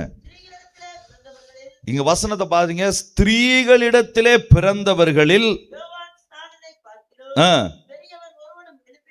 போதும். ஸ்திரீகளிடத்துல பிறந்த மொத்த கூட்டம், பழைய ஏற்பாட்டினுடைய மொத்த கூட்டத்தை சேர்த்து சொல்றாரு. ஆதாமை சேர்க்க முடியாது, ஏன்னா அவர் ஸ்திரீனிடத்துல பிறக்கல. அதுக்கு அப்புறம் பிறந்ததுல இருந்து கடைசி மல்கியா தீர்க்கதரிசி வரைக்கும், ஏன்னா அதுக்கு அடுத்து வேதம் ஒன்றும் சொல்லல, அது வரைக்கும் எழுமின எல்லாரை காட்டிலும் பெரியவன் அல்லது சிறந்த ஓட்டத்தை செய்து பரிசு பொருளை பெறுவதற்காய் காத்திருக்கிற மனிதன் தான் இந்த யோவான் ஸ்நானகன். என்னங்க யோவான் ஸ்நானகன் அவ்வளோ பெரிய ஆளா? அவர் ஒரு வாலிபர் தான். இயேசுவை விட ஒரு 6 மாசம் வயசு கூடினவர், அவ்வளவுதான். அவங்க அம்மா அப்பாவும் ரொம்ப வயசானவங்க தான், குழந்தை இல்லாம இருந்தாங்க. அவங்களுக்கு ஆண்டவர் அதே நேரத்தில் ஒரு 6 மாசத்திற்கு முன்னால கப்ரியேல் தூதன் தரிசனமாய், கிறிஸ்துமஸ் நாட்களில் நீங்க அதை பார்த்துருப்பீங்க, கேட்டிருப்பீங்க. அவங்களுடைய தாயாகிய எலிசபெத்தினுடைய வயிற்றில் அவனை உருவாக்குகிறார். ஸோ அப்போ கிட்டத்தட்ட ஒரு 6 மாசம் தான் இயேசுவை விட வயசு மூத்தவர், வாலிப வயதிலே இருந்தவர். இயேசு இந்த வசனங்களை சொல்லும் பொழுது ஒரு 30-31 வயது, அவருடைய வயதும் அதே போன்ற ஒரு வயதுல இருந்தவர். அந்த வயசுல அவர் சொல்றாரு, இந்த யோவான் ஸ்நானகன் ஸ்திரீகளிலே பிறந்தவர்களிலே மிக பெரியவனாய் ஓட்டத்தை அவன் செய்ய முடித்தான். அதான் ஆச்சரியமான காரியம். இன்னொரு வசனத்தையும் சேர்த்தே அதுல அவர் அழகா சொல்றாரு, இவன் ஆண்டவருக்கென்று வழியை உண்டாக்கினவனும் கூட. இந்த யோவான் ஸ்நானகனை குறித்து இவ்வளவு விரிவா அவர் சொல்றதற்கு, இவ்வளவு உயர்த்தி சொல்வதற்கு என்ன காரணம்? இவன் செய்த சாதனை என்ன? ஒரு மிகப்பெரிய சாதனையாத்தான் நான் பார்க்கிறேன். ஏனென்றால் மோசே, ஆபிரகாம், பெரிய பெரிய தேவ மனிதர்கள் இருக்கிறார்கள். தாவீது, தானியேல், நேற்று பார்த்தவர்களைப் போல சிறந்ததாய் ஓடி ராஜாக்களும் பிரபுக்களும் இருக்கிறாங்க. ஆனா இவங்களெல்லாம் தாண்டி இந்த யோவான் ஸ்நானகன் ஒருத்தனை காமிக்கிறார். யார் இந்த வாலிபன்? யார் இவன்? எப்படி செய்தான்? இவன் என்ன சாதிச்சான்? பழைய ஏற்பாட்டினுடைய கடைசி புஸ்தகம் என்ன புஸ்தகம்?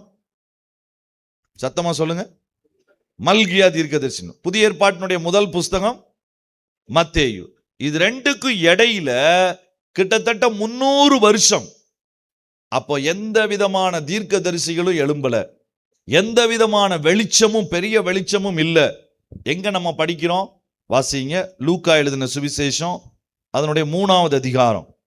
அங்க இந்த யோவான் ஸ்நானகனை குறித்ததான ஆரம்பத்துல இந்த வசனம் அழகா வருது. அன்னைக்கு இருந்த சூழ்நிலை, அன்னைக்கு இருந்த காரியங்கள், அது எப்படி இருந்தது அந்த நேரங்களில. 2வது வசனம்.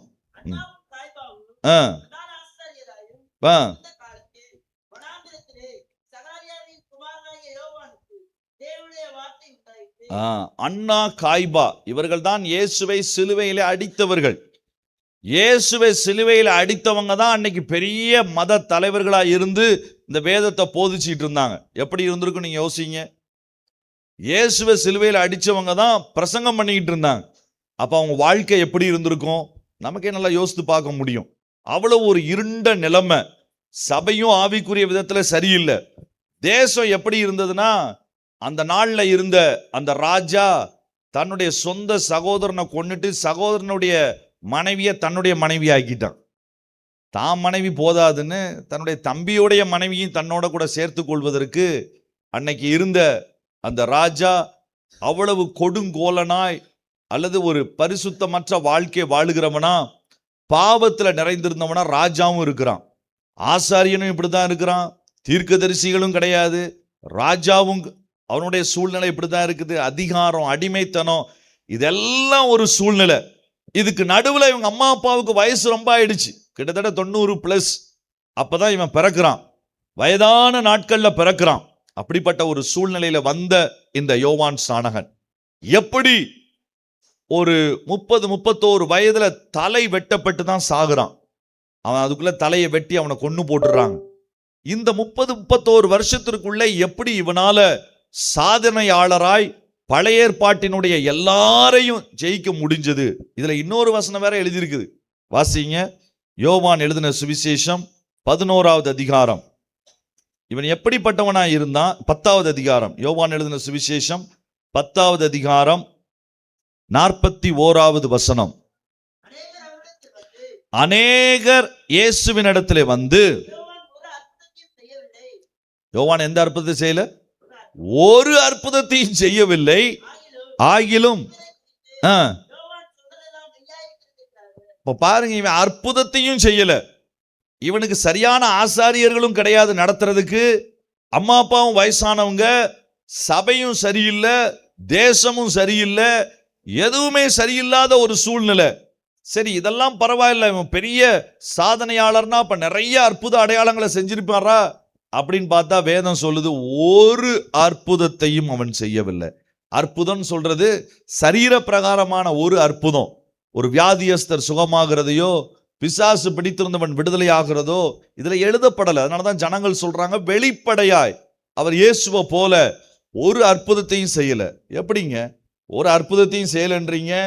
கொஞ்ச நாள் தான் வாழ்ந்தாருன்றீங்க.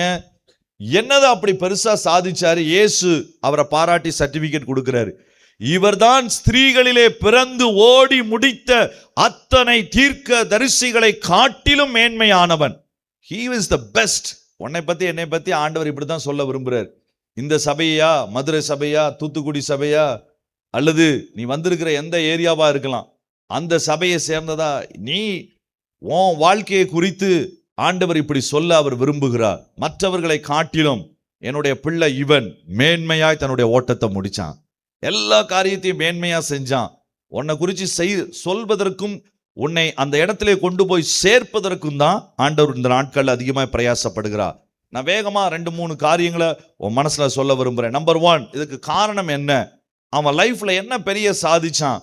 அவனுடைய லைஃப்னுடைய சாதனைக்கு காரணமான காரியம் என்ன? முதல் காரியம் வேதம் அழகா கற்றுக் கொடுக்குது. மார்க் எழுதின சுவிசேஷம் அதனுடைய 1வது அதிகாரம். மார்க் எழுதின சுவிசேஷம் அதனுடைய 1வது அதிகாரத்துல இந்த யோவானை குறித்த முதல் சாட்சி அங்க அழகா சொல்லப்பட்டிருக்கிறது. 6வது வசனத்தை வாசிக்கலாம். யோவான் ஒட்டக மயிர் உடையை தரித்து வார்க்கச்சையை அறையிலே கட்டி கொண்டவனாயும் வெட்டுக்கிளியையும். இதுல என்ன சாதனைன்னு யோசிக்கிறீங்களா? அவன் போட்டிருந்த ட்ரெஸ், அவன் சாப்பிட்ட சாப்பாடு, இத வேதம் குறிப்பிட்டு சொல்வதற்கு காரணம் என்ன? நம்ம போடுற ட்ரெஸ், நம்ம போடுற சாப்பாடு, இதுல கூட நம்ம ஒரு பெரிய சாதனை படைக்க முடியுமா? நிச்சயமா சாதனை படைக்க முடியும். பெரிய காரியத்தை நம்ம மாற்ற முடியும். இவன் காமிச்சு கொடுத்த இவனுடைய வாழ்க்கை எதை தெரியுமா காமிச்சு கொடுக்குது? நம்பர் 1, இவன் செய்த மிகப்பெரிய சாதனை, நான் வித்தியாசமானவன், வேறு பிரிக்கப்பட்டவன், பிரதிஷ்டை செய்யப்பட்டவன் என்பதிலே அவன் கவனமா இருந்தான். ஐ ஆம் டிஃபரண்ட், நான் வித்தியாசமானவன். ஒருவேளை நீ படிக்கிற பள்ளிக்கூடத்துல நீ மறுபடியும் அதே காலேஜுக்கு தான் போக போற, அதே சர்ச்சுக்கு தான் போக போற, அதே ஊருக்கு தான் போக போற, அதே ஸ்கூலுக்கு தான் போக போற. நீ போய் எப்படி பெற்றுக்கொள்ளத்தக்கதா ஓட போற? இதுவரைக்கும் நீ எல்லாரோட சேர்ந்து கலந்து அவர்கள் செய்வதையும் நீயும் செய்து ஒரு உலகத்தானை போல வாழ்ந்திருக்கலாம். ஆனா இன்னைக்கு ஆண்டவர் நீ சாதனை படைத்தவனாய் மாறுவதற்கு உன்னை ஆயத்தப்படுத்துகிற, உன்னை எடுத்து நிறுத்துகிற முதல் இடமே உன்னுடைய ஆடை, உடை, பாவனை, பேச்சு, இவைகள் எல்லாவற்றிலும் ஒரு அழகான ஒரு மாற்றத்தை கொடுத்து நீ வேறு பிரிக்கப்பட்டவன் என்பதை உன் கூட இருக்கிறவங்க கூட பார்த்து கண்டுபிடிக்கத்தக்கதா கர்த்தர் செய்ய போறார். அப்படின்னா இனிமே நான் ஒட்டக மயிர் உடைய தேடி போகணுமா? ட்ரெஸ்ஸை மாத்தணுமா? என்ன சொல்றீங்க? ஏன் அவனுடைய ட்ரெஸ்ஸை குறித்து, அவன் சாப்பாட்டை குறித்து எழுதியிருக்கு தெரியுமா? அழகா வேத வசனம் சொல்லுது. அவனுடைய சாப்பாட்டை முதல்ல பார்த்துருவோம். என்ன சாப்பிட்டான்னு போட்டிருக்கு? வெட்டுக்கிளி. எத்தனை பேர் பார்த்துருக்கீங்க வெட்டுக்கிளிகள்? இப்போ பார்க்கறது ஒருவேளை சிலர் பார்த்துருப்பீங்க. வயல்வெளிகள் உள்ள பகுதிகளில், காட்டு பகுதிக்கு போனீங்கன்னா நிறைய பார்க்கலாம். இப்போ நம்ம பார்க்கக்கூடிய இந்த பச்சை வெட்டுக்கிளிகள் சின்ன சின்ன இதுதான் இப்போ பார்க்குறோம். ஆனால் வனாந்திர பகுதிகளில் நீங்கள் காடுகளுக்கு, நேபாள் பகுதிக்கெலாம் வந்தீங்கன்னா நல்லா பெருசு கிடைக்கும். அந்த பெருசை என்ன செய்வாங்க தெரியுமா? அதை அடித்து கொஞ்ச நேரம் வெயிலில் காய போட்டுட்டு அதை சில நேரம் தீயில ஃப்ரை பண்ணுவாங்க, அல்லது சில நேரம் வெறும் உப்பை போட்டு அப்படி சாப்பிட்ருவாங்க. ஸோ காட்டில் உள்ள ஆதிவாசி மக்கள் அதில் நிறைய புரோட்டீன் சத்து இருக்கிறதா அவங்க நம்புகிறாங்க. அதை அப்படியே ஒரு ஃப்ரை, சிக்கன் ஃப்ரை மாதிரி, வெட்டுக்கிளி ஃப்ரை, அதை எடுத்து அவங்க சாப்பிட்டுட்டு போயிடுவாங்க. இவனுடைய சாப்பாடே என்ன சாப்பாடா இருந்தது? வெட்டு கிளிகளை சாப்பிடுகிறவனா இருந்தான். அது மட்டும் இல்ல, வேதம் இவனை பிரிச்சு என்ன தெரியுமா சொல்லுது? யூதர்களுக்கு இருந்த சாப்பாடு, முக்கியமான சாப்பாடு, வாசிங்க லூக்கா 7வது அதிகாரம் 33வது வசனம். இந்த யோவான் எப்படி தன்னை வித்தியாசம் உள்ளவனா காமிச்சான்? ஒவ்வொரு விஷயத்திலையும் அவன் காமிச்சான். அதுக்கு அடையாளமா தான் அவன் ட்ரெஸ், சாப்பாடை மட்டும் வேதம் சொல்லுது. Even in the dress, even in the food, அவனுடைய எல்லா காரியத்திலையும் அவன் வித்தியாசமானவன் என்பதை அவன் காமிச்சான். என்ன போட்டிருக்குது? 33, எப்படியெனில் அப்பம் புசியாதவனும். சரி, இது என்ன தெரியுமா இருக்குது? இது கன்னியாகுமரி மாவட்டத்துல வந்துட்டு ஆப்பம் சாப்பிடாதவனும் பரோட்டா சாப்பிடாதவனுமா இருந்தான். இது முடியுமா? வாய்ப்பே இல்லை. கப்பக்கிழங்கும் பீஃபும் ஆப்பமும் இல்லாம எப்படி இருக்க முடியும்? அத போலதான் அன்னைக்கு இருந்த யூத கலாச்சாரத்தினுடைய சாப்பாடே என்னதான்? அப்பமும் திராட்சை ரசம் தான். இன்னைக்கு நமக்கு என்னது? ஆப்பமும் சிப்ஸும் கிழங்கும் தான் நம்முடைய மெயினான காரியங்கள். இது எதுவுமே அவன் ஜீவன் உள்ள வரைக்கும் அவன் சாப்பிடல. ஏன் சாப்பிடல? சாப்பிடுறது தவறா? இல்ல. இயேசு கீழே சொல்றாரு, இயேசுவே சாப்பிட்டாரு. அதனாலதான் இயேசு தன்னோட கூட கம்பேர் பண்ணி அடுத்த வசனத்திலே சொல்றாரு, இல்ல மனுஷகுமாரனா வந்த இயேசு சாப்பிட்டாருங்க, அதனால இதை சாப்பிடக்கூடாதுன்னு ஒரு போஜனத்தை சொல்றதுக்கான போதனை இது அல்ல. ஆனால் யோவானுக்கு தெரியும், நான் என்னை வித்தியாசப்படுத்தி நான் காண்பிக்க வேண்டும். என்னுடைய எண்ணம் சாப்பாட்டிலேயே போய் அதிலே போயிடக்கூடாது. என்னுடைய எண்ணம் திராட்சை ரசத்திலேயே போய் அதிலே போயிடக்கூடாது. சில பேரை நீங்க பார்த்தீங்கன்னா சாப்பாடு தான் அவங்களுடைய பிரதானமா இருக்கும். அவங்க கிட்ட கேட்டீங்கன்னா களியக்காவிலையிலிருந்து நாகர்கோவில் வரைக்கும் எந்த கடையில் எத்தனை மணிக்கு எது சூடாக கிடைக்குன்னு கரெக்டாக சொல்லிடுவாங்க. இது இங்கே கிடைக்கும், அது அங்கே கிடைக்கும், இங்கே கிடைக்கும். சென்னையில் ஒரு அண்ணன் இருக்கிறாங்க. அந்த அண்ணன் சொன்னாங்க என்கிட்ட ஒரு முறை, அவங்க பெரிய பிஸ்னஸ் மேன். சென்னையில் மொத்த மாச வருமானம் வெறும் பிரியாணி மட்டும் சேல்ஸ் பண்ணி சென்னையில் வருகிற மொத்த வருமானம் 29 கோடி. சென்னையில் உள்ள மக்கள் பிரியாணி ஒரு மாசத்துக்கு எத்தனை கோடிக்கு சாப்பிட்றாங்க? 29 கோடி ரூபாய்க்கு வெறும் பிரியாணியை மட்டும் சாப்பிட்றாங்க. ஒரு சந்தேகமும் இல்லை ஏன் அதிகமான ஹாஸ்பிட்டல் அங்கே இருக்குன்னு. இங்கே சாப்பிட்டு அங்கே காசை கொடுத்துட வேண்டியதான், வேற வழியே இல்லை. ஸோ அதிகமான சாப்பாட்டை குறித்ததான எண்ணம், அதிகமான புசிப்பை குறித்ததான எண்ணம் இன்னைக்கு ரொம்ப அதிகம். இது ஒரு விதத்தில் நம்மை நம்முடைய நிலைமையிலிருந்து வேறுபடுத்தி கொண்டு போவதற்கான ஒரு வாய்ப்பு இருக்கு. நல்லா சாப்பிடுங்க, நான் வேண்டான்னு சொல்ல. நீங்களாம் வாலிபர்கள் நல்லா ஹெல்த்தியாக சாப்பிடணும். ஒரே நூடுல்ஸும் ஃபாஸ்ட் ஃபுட்டு நீ சாப்பிட்டுட்டு உன்னுடைய லைஃப்பை நீ இது பண்ணிக்கிட கூடாது. நல்லா சாப்பிடு, நல்ல வெஜிடபிள்ஸ், நான்வெஜ், புரோட்டீன் டயட் பண்ணு, எக்ஸசைஸ் பண்ணு, நல்ல ஃபிட்டாக நீ உன்னை வச்சுக்கோ. ஆனா சாப்பாடு தான் குறி என்று நீ வாழக்கூடாது. சில பேரை நீ சாப்பாடுனா அடுத்த வீட்டு கல்யாணத்துல கூட போய் சாப்பிட்டு வந்துருவாங்க. அதை வேற ஸ்டேட்டஸ்ல போடுவாங்க, யாருக்கும் தெரியாம இந்த கல்யாணத்துல போய் நான் சாப்பிட்டு வந்தேன். அது ஒரு ஸ்டேட்டஸ், அது ஒரு புகழ், அல்லது ஒரு விதமான ஒரு குறிப்பிட்ட உணவின் மேல உள்ள ஒரு போதை. இது என்ன செய்யும்னா கொஞ்சம் கொஞ்சம் கொஞ்சம் கொஞ்சமா என்னை எங்க கொண்டு போகுமான்னு தெரியுமா? வசனம் அழகா சொல்லுது பாருங்க. 21வது அதிகாரம் லூக்காவுல, உங்கள் இருதயங்கள் எதனால? பெரும் திண்டியினாலும், குளுட்டனிசம் அப்படின்னு ஆங்கிலத்தில் சொல்லுவாங்க. சாப்பிட்டுக்கிட்டே இருப்பான், இப்பதான் சாப்பிட்டு இருப்பான். டே இன்னும் ஏதாவது சாப்பிட்றியா? சாப்பிட்டேன், ஆனா கொடுத்தா சாப்பிடுவேன்.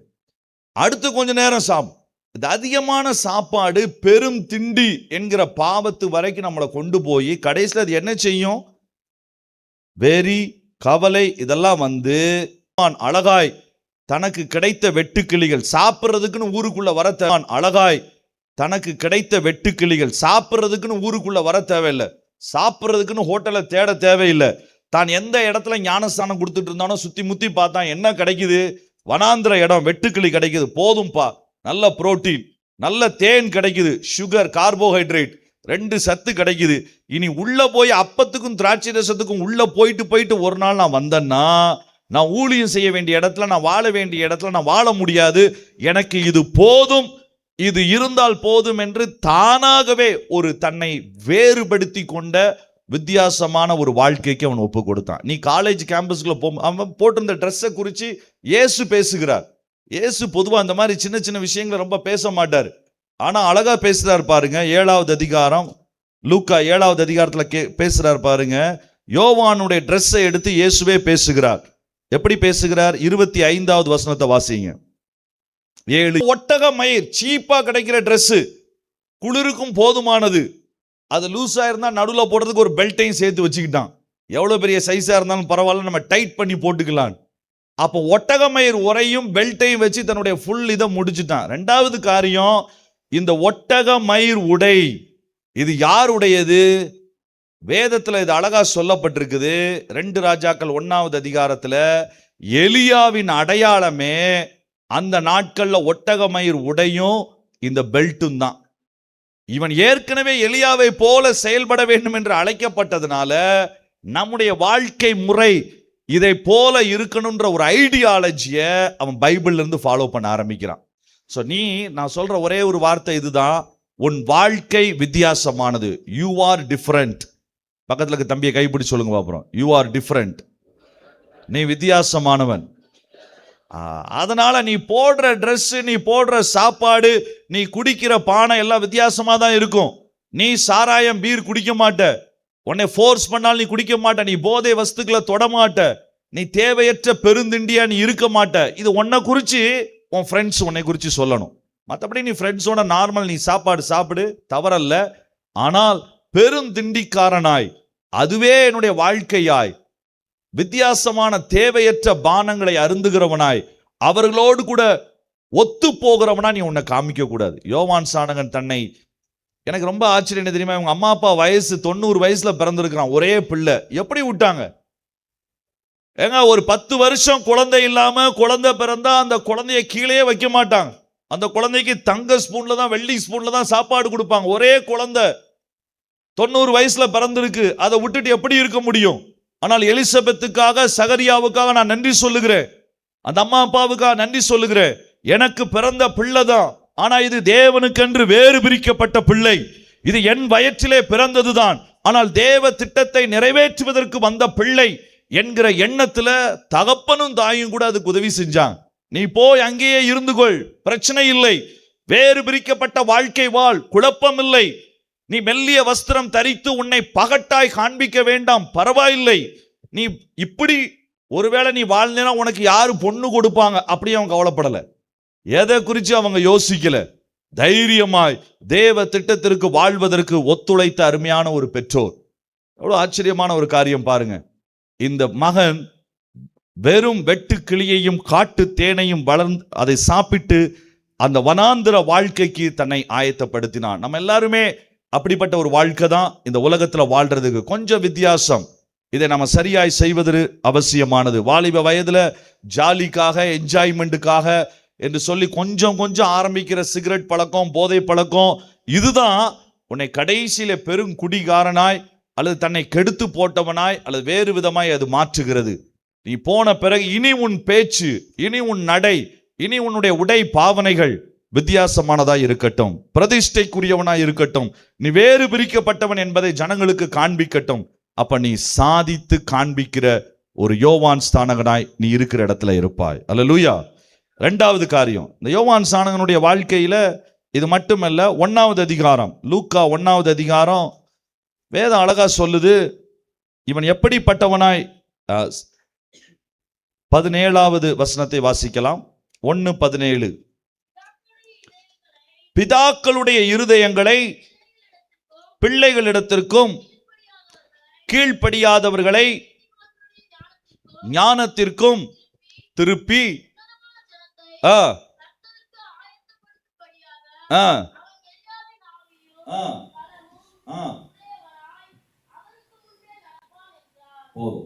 எலியாவின் ஆவியும் பலனும் உடையவனாய் இவன் இருப்பான். அப்படின்னா என்ன? முதல் காரியம், அவன் ஒரு வேறு பிரித்து வாழக்கூடிய பிரதிஷ்டைக்குரிய வாழ்க்கைக்குரியவன். 2வது பலம் உள்ளவன். அதனாலதான் அவனுக்கு உள்ளக்குள்ள இன்னர் ஸ்ட்ரென்த். வாலிப தம்பிமார்கள் நம்ம இப்ப 6 பேக்கை பத்தி பேசுறோம். எல்லாருக்கும் ஒரு வாஞ்ச, எப்படியாவது எக்ஸசைஸ் போய் ட்ரிம் பண்ணி கை கால் எல்லாம் நல்லா ஒரு 6 பேக் ஜிம் மாதிரி வச்சு நம்ம வைக்கணும், உடலை கட்டு மஸ்தா வைக்கணும், நல்லது. ஆனா உனக்கு ஆவிக்குரிய வாழ்க்கையில நீ ஓடணும், நீ பெருசா சாதிக்கணும்னா முக்கியமான தேவை உள்ளான மனுஷன்ல உனக்கு ஒரு பலன் வேணும். இவனுக்கு எப்படிப்பட்ட பலன் கிடைச்சது தெரியுமா? அதுதான் ரொம்ப அடையாளமா சொல்லப்பட்டிருக்கு.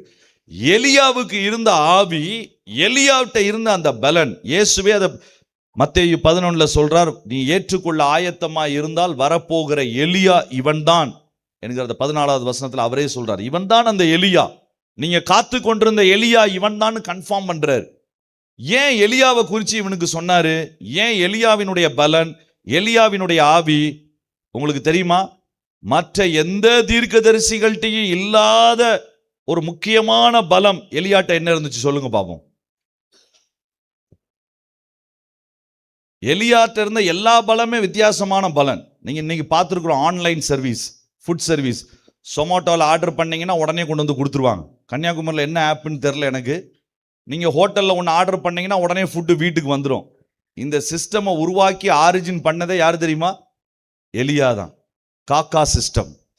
ஆண்டவர் அவனுக்கு எதுவுமே இல்லை, யார் கொண்டு வந்து ஃபுட் டெலிவரி பண்ணா?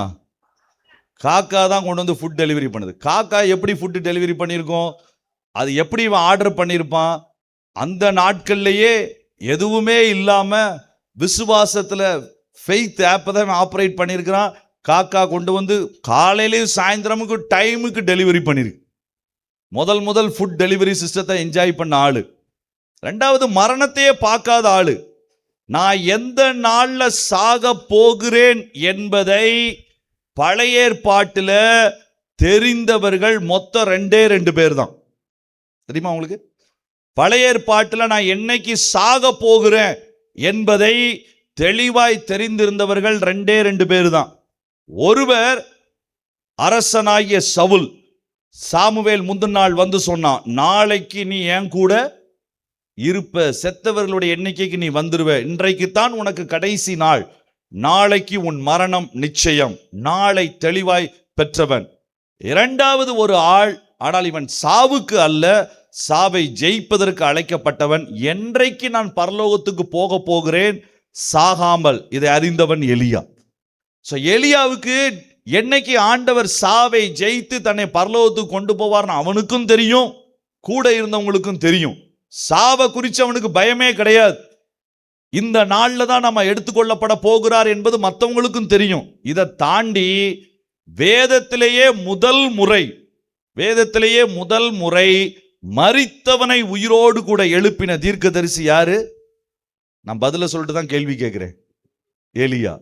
எலியா தான் வேதத்திலேயே முதல் முறை மரித்து போனவனை உயிரோடு கூட எழுப்பின தீர்க்கதரிசி. அதுக்கு முன்னாடி வரைக்கும் மரண படுக்கையில இருந்தவர்கள் உயிர் பெற்றார்கள், ஆனால் யாரும் மரித்தவர்கள் உயிர்த்ததா எழுதப்படவே இல்லை. எலியாதான் சாரிபாத் விதவையினுடைய மகனை முதலாய் உயிரோடு கூட எழுப்புகிறான். அப்ப இது எதை குறித்து சொல்லுது?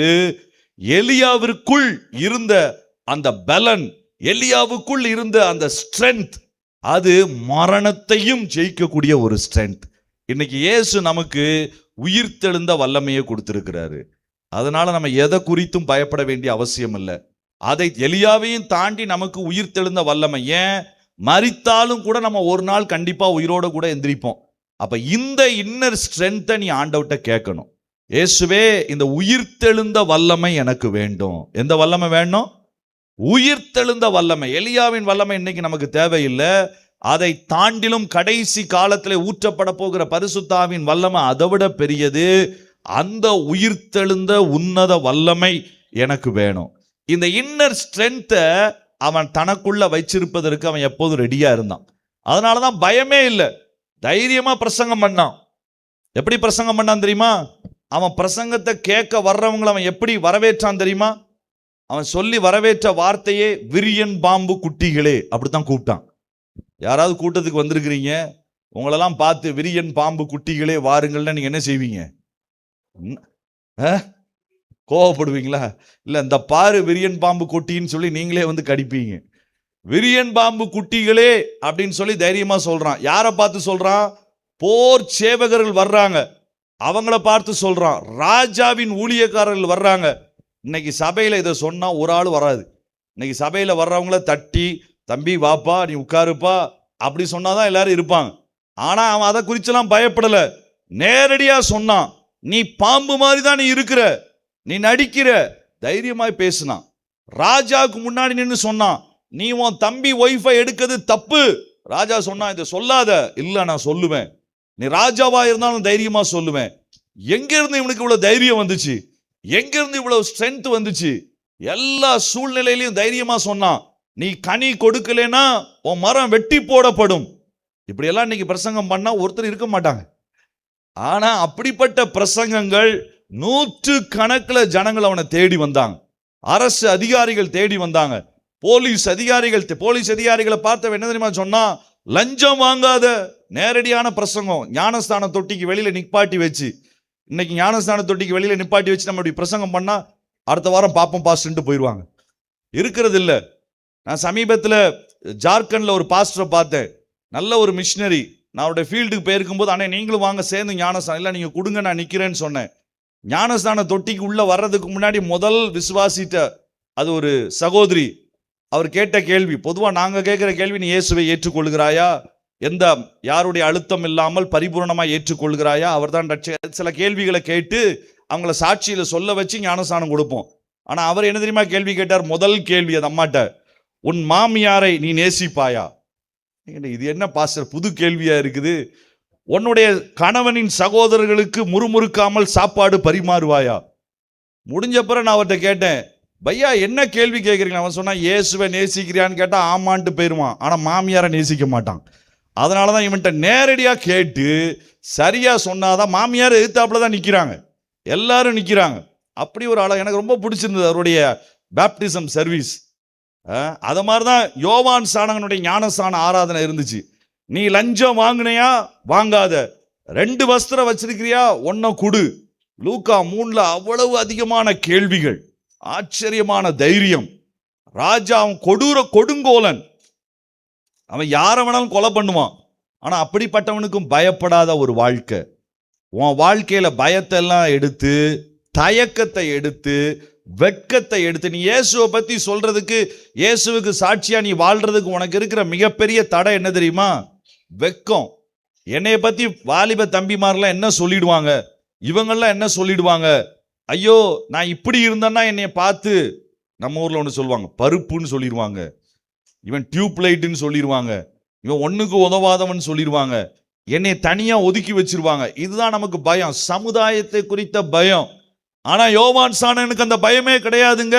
விரியன் பாம்பு குட்டியே என்று தைரியமாய் தன்னை வஞ்சித்து ஒளித்து வாழுகிற கூட்டத்தை சொல்லி, இதை தாண்டி கனி கொடுக்க ஆயத்தமா இருந்தால் நீ உள்ளே வா தண்ணிக்குள் என்று தைரியமாய் சவால் விட்டு அழைத்தவன்.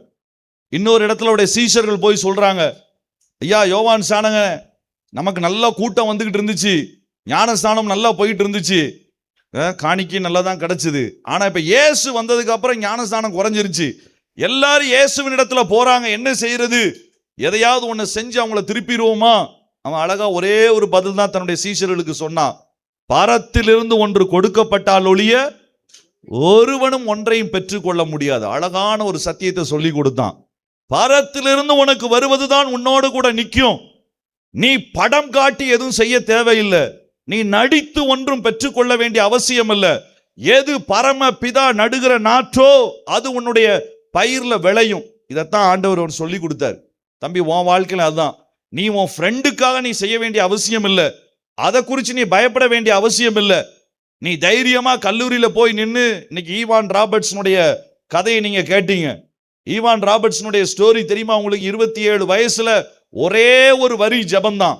அவன் பைபிள் காலேஜில் போய் படிச்சு கொண்டிருக்கும் போது ஒரு மிஷினரி வந்து சொல்லி கொடுத்தாரு, ஆண்டவரே தேசத்தை வளையும், லார்ட் பெண்ட் த நேஷன், இந்த வரியை நீ சொல்லி ஜெபிங்கன்னு.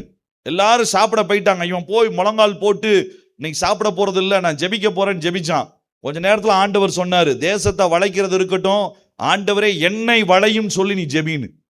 ஓ lord bend me and bend my nation, நீ ஜெபின்னு. என்னை வளையும், அதை கொண்டு என் தேசத்தை வளையும். இரவெல்லாம் ஜெபிச்சான். அடுத்த நாளே முடிவு செய்தான், தேவன் என்னை பயன்படுத்துகிற வேலை வந்ததுன்னு. தைரியமா போனான். அன்னைக்கு இருந்த ஆர்த்தோடாக்ஸ் சபைகளுக்குள்ள ஏத்த மாட்டாங்க. அவன் பல முறை பாஸ்டரை கெஞ்சினான், அவனுக்கு வாய்ப்பே கொடுக்கல. ஒரு வீட்டு சபையில தான் வாய்ப்பு கொடுத்தாங்க. ஆனா அங்க நின்று பிரசங்கம் பண்ணான். பிரசங்கம் பண்ணி 27 நாள்ல முழு தேசமும் மாறினது. அல்லேலூயா. எப்படி நடந்தது? உள்ளுக்குள்ள பலம். வெளியில நான் எப்படி வேணாலும் இருக்கிறான், சரீரத்துல ஒல்லியா இருக்கலாம், குண்டா இருக்கலாம், கருப்பா இருக்கலாம், சிவப்பா இருக்கலாம், அதை பத்திலாம் எனக்கு பிரச்சனை இல்லை. வாலிப தம்பி, நீ உள்ளுக்குள்ள பலவானா இருக்கணும். அதான் யோவான் சொல்லுகிறான், வாலிபர்களே நீங்கள் பலவான்களாய் இருப்பதனால பி ஸ்ட்ராங். பக்கத்துல இருக்க தம்பியை கைப்பிடிச்சு குலுக்கி சொல்லுங்க பாப்போம், பி ஸ்ட்ராங். நல்ல பலமாயிரு. உள்ளுக்குள்ள பலமா இருக்கணும். யாராவது ஒரு வார்த்தை நம்மளை சொல்லிட்டா சோர்ந்து போயிடக்கூடாது. ஒரு வார்த்தை சொன்னா நமக்கு கோபம் வந்துடக்கூடாது.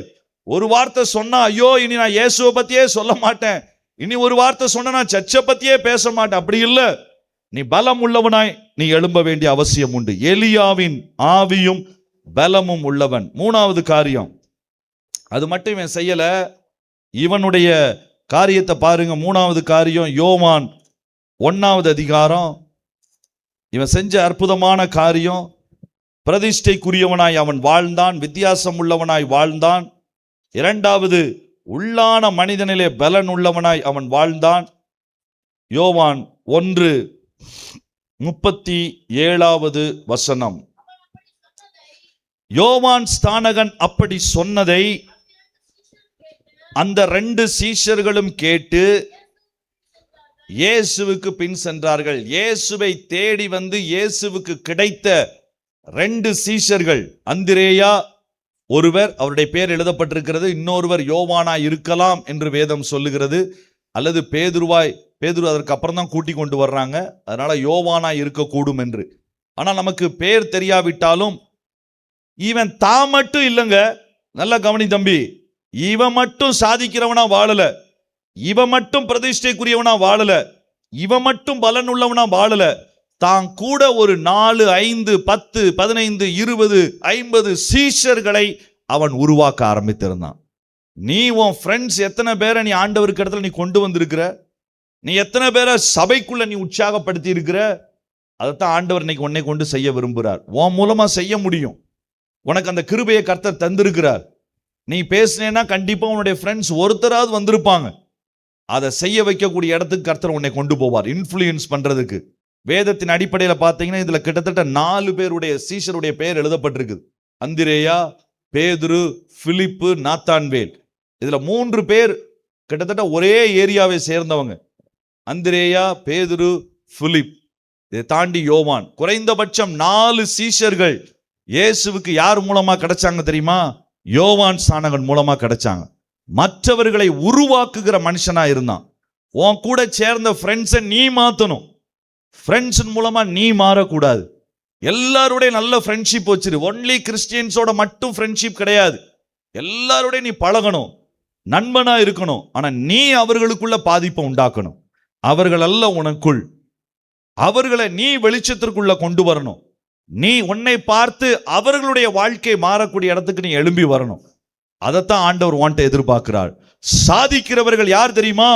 தான் மட்டும் வளர்ந்து நின்று பெரியவன் என்று சொல்லுகிறவர்கள் அல்ல, தன் கூட சீஷர்களை உருவாக்குகிறவர்கள். யோவானுடைய சீஷர்களை பார்த்து அந்த நாட்கள்ல பரிசேயர்கள் என்ன தெரியுமா சொன்னாங்க? இயேசுவை பார்த்து கம்ப்ளைண்ட் பண்ணாங்க. இயேசுவே, நீங்க எப்படி சீஷரை வச்சிருக்கிறீங்க? யோவானுடைய சீஷரை பாருங்க, உபவாசம் பண்றாங்க. அப்ப யோவான் தன்னுடைய சீஷர்களை எப்படி கொண்டு வந்திருந்தான்?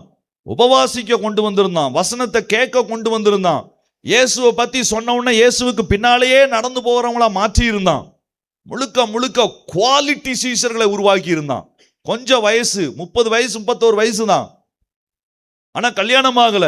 ஆனா அதுக்கு முன்னாடியே சீஷர்கள், அவனுடைய வயதுக்கு உட்பட்டவர்களை சீஷர்களா மாற்றி இருந்தான். எந்த அளவுக்கு உபவாசிப்பதற்கு, இயேசுவை பின்பற்றுகிறதுக்கு, சொல்றதை கேட்கிறது எல்லாவற்றிலும் அழகாய் அவன் கொண்டு வந்தான். நீ வீட்டுக்கு போனதுக்கு அப்புறம் உங்க அப்பாவை நீ மாற்ற முடியும், உங்க அம்மாவை நீ மாற்ற முடியும், உன் தங்கச்சிய அக்காவை நீ மாற்ற முடியும், உன்னுடைய நண்பனை நீ உன்னுடைய சீஷத்துவத்துக்குள்ள நீ கொண்டு வர முடியும். இது நீ கொண்டு வர வேண்டிய ஒரு பெரிய இன்ஃப்ளூயன்ஸ். யோவான் ஸ்நானகனுக்கு யாரும் சொல்லல நீ போய் சீஷர்களை உருவாக்குன்னு. ஆனா அவனுக்கு தெரியும், சாதிக்கிறவன் மற்றவர்களை உருவாக்குவான். சாதனையாளன் தனக்கு பின்னால வரக்கூடிய ஒரு பெரிய கூட்டத்தை விட்டு செல்லுவான். யார் உண்மையான சீஷன் தெரியுமா? இயேசுவை பின்பற்றுகிற இன்னொரு சீஷனை உருவாக்குகிறவன் தான். அவன் தான் சரியான சீஷனாய் இருக்க முடியும். அதனால நீ உன் ஃப்ரெண்ட்ஸை இன்ஃப்ளூயன்ஸ் பண்ணு.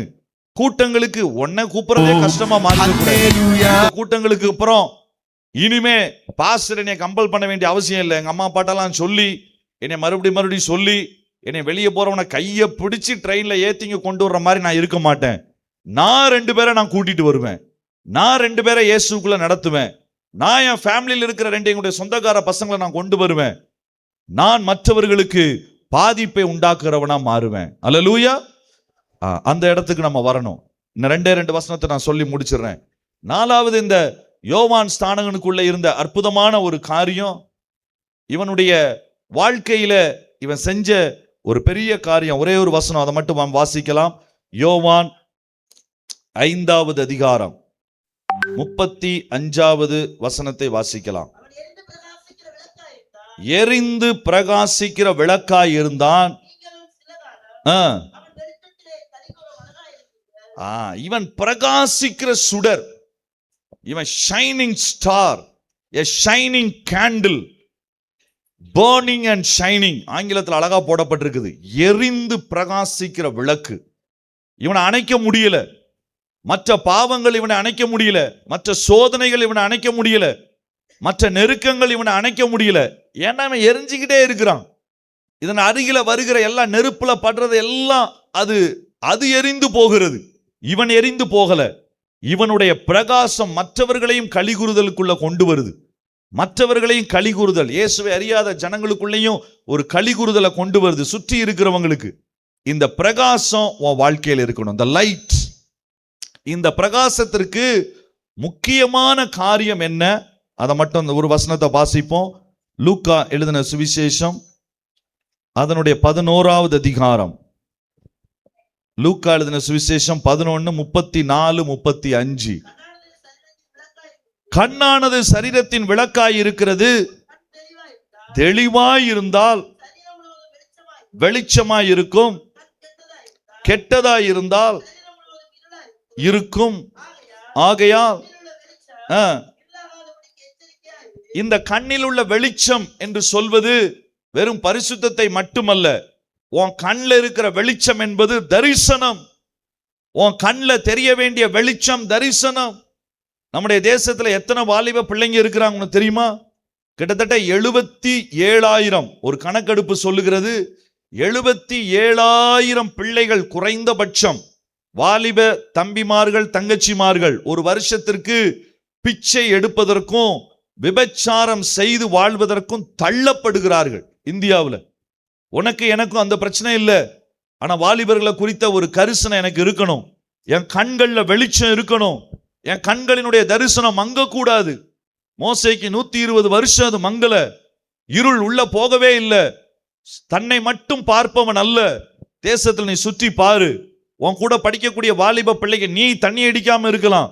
எத்தனை குடும்பங்கள், உனக்கு தெரிந்த எத்தனை நண்பர்கள், உனக்கு தெரிந்த எத்தனை நண்பிகள், எத்தனை பேருடைய குடும்பங்கள் கண்ணீர்ல இருக்குது. அதை பத்தி எனக்கு என்ன கவலை என்று வாழ்வதல்ல. என் கண்களிலே ஒரு வெளிச்சம், என் கண்களிலே ஒரு தெளிவு, என் கண்களிலே ஒரு பார்வை. அது தரிசனம். அது தேவன் தருகிற அழைப்பு.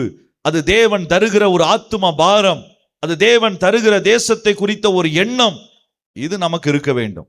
இந்த எண்ணம், இந்த தரிசனம், இந்த காரியங்கள் இது நமக்குள்ள வந்தாதான் இது நம்முடைய வாழ்க்கையை பூரணமாய் மாற்ற முடியும். அதிமுக கட்சியினுடைய ஜெயலலிதா பேரவையினுடைய செயலாளராக ஆவடி பகுதியில் ஒரு அண்ணன் இருந்தாங்க. அதனாலதான் நான் கட்சி பேரை சொல்லி நான் சொல்றேன். அதுல மிகப்பெரிய ஒரு பொறுப்பில் அவர் இருந்தார். முழுக்க முழுக்க அவர் அந்த பார்ட்டியினுடைய தலைவருக்கு விசுவாசம் உள்ளவராய் ரசிகராய் வாழ்ந்துட்டு இருந்தார். அந்த பகுதியில கொஞ்சம் ரவுடிசமும் பண்ணி ஒரு பயங்கரமான வாழ்க்கை வாழ்ந்துட்டு இருந்தவர். ஆனா இயேசு ஒரு நாள் அவரை தொட்டாரு. தொட்டதற்கு அப்புறம் தன்னுடைய வாழ்க்கையை இயேசு ஒப்பு கொடுத்தவருக்கு ஒரு நாள் கேள்விப்பட்டாரு. இதை விட அந்த யூபி, பீகார் அந்த பகுதிகளில் இருக்கிற வாலிபர்கள் இன்னமும் முரட்டாட்டமானவர்கள் என்பதை குறித்து கேள்விப்பட்ட போது இதெல்லாம் விட்டுட்டு, திருமணமும் அவர் செய்யல, நேரா அங்க ஊழியத்துக்கு வந்தார்.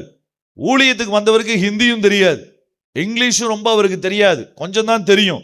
ஆனா தனி ஆளா ஜெயநகர் என்கிற இடத்துல போய் நின்று இயேசுவை குறித்து சொல்ல ஆரம்பிச்சாரு. நான் ஒரு நாள் அவருடைய 60 வயது நெருங்குகிற அந்த நாட்களிலே நான் அவரை சந்தித்து அவரோட கூட நான் ஊழியம் செஞ்சிருக்கிறேன். அதனால உட்கார்ந்து அவருடைய வாழ்க்கையினுடைய சரித்திரத்தை கேட்டுக்கொண்டிருந்தேன். அப்ப அவர் சொன்ன காரியம், என் வாழ்க்கையில் அவ்வளவு முரட்டாட்டமான மனுஷன், ஆள் நல்லா ஹைட்டா இருப்பாரு, நல்ல வெயிட்டா இருப்பாரு, பார்த்தாலே தெரியும் ஒரு பாடி பில்டர் மாதிரி, ஒரு அடி அடிச்சாருன்னா போதும், அவ்வளவு இருந்தவர். அரசியல்ல இந்த பணபலத்துல ஓட வேண்டும் என்று இருந்தவர். இயேசு தொட்ட உடனே வாழ்க்கை மாறிச்சு. இனி ஒரு நிமிடம் கூட வீணாக்க கூடாதுன்னு சொல்லி அந்த பகுதிக்கு வந்து எந்த பாஷையும் தெரியாது, ஆனா ஜெபிக்க ஆரம்பிச்சாரு. அங்க இருக்கிற மக்களுக்கு தமிழ்ல அந்நிய பாஷையில ஜெபிச்சாரு. கர்த்தர் அற்புதங்களை செய்ய ஆரம்பிச்சாரு. கொஞ்சம் கொஞ்சமா அவரு அந்த ஹிந்தியை பிக்கப் பண்ணாரு. திரும்ப பிரசங்கம் பண்ண ஆரம்பிச்சாரு. சில கூட்டங்கள்ல, ஓப்பன் ஏர் கூட்டங்கள்ல எந்த அரேஞ்ச்மெண்ட் இருக்காது, ஆனா அவருக்கு பேரே அங்க பாபா வர்றாருன்னு தெரிஞ்சதுன்னா ஒரு 2000 பேர் வருவாங்க. நான் எக்ஸாஜரேட் பண்ணி சொல்லல. அங்க இருக்கக்கூடிய தோட்டங்கள்ல, மாமர திறந்து கொடுப்பாங்க. அவர் அங்க வந்து நின்று சுவிசேஷ வசனத்தை 15 நிமிஷம், அரை மணி நேரம் பேசிட்டு ஜெபிக்கும் பொழுது ஏராளமான பேர் பிசாசின் பிடியிலிருந்து, வியாதிகளிலிருந்து விடுவிக்கப்பட்டு இயேசுவை ஏற்றுக்கொண்டாங்க. இன்னைக்கு அந்த வடக்கு பீகார் பகுதியில ஒரு பெரிய மாற்றத்தை கொண்டு வருவதற்கான ஒரு தொடக்கமாக, ஒரு வெளிச்சமாக அந்த மனுஷன் ஆண்டவர் பயன்படுத்தினார். தன்னுடைய வியாதி வந்து கர்த்தரிடத்துல அவர் கடந்து போயிட்டாரு. கடைசி நிமிஷம் வரைக்கும் அந்த பகுதிகளில் சுற்றி திரிந்து தனி ஆளா ஒரு சின்ன பைக் வச்சிருப்பாரு, பின்னாடி எப்பொழுதுமே ஒரு பிலிம் டீம் வச்சிருப்பாரு, டிராக்ஸ் வச்சிருப்பாரு. எந்த இடமானாலும் சரி, எந்த அரசியல்வாதி ஆனாலும் சரி, எந்த ரவுடி ஆனாலும் சரி, யாரை குறித்தும் கவலைப்பட மாட்டாரு. அவர் எப்போதுமே அவர் சொல்றது அதான், நான் இருக்கிற வரைக்கும் இந்த தரிசனம் மங்கக்கூடாது. இங்க இருக்கிற வாலிபர்கள் மற்றவர்களை கொண்டு போய் நான் இயேசு மண்டையில சேர்க்கணும்.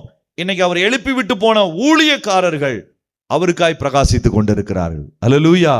உன் கண்கள்ல உள்ள வெளிச்சம், அதை ஆண்டவர் பார்க்க விரும்புகிறார். உனக்கென்று தரிசனங்களை, உனக்கென்று அழைப்புகளை, உனக்கென்று செயல்படுகிற பாரங்களை தந்து உன்னை அழகாய் ஆண்டவர் பயன்படுத்த விரும்புகிறார்.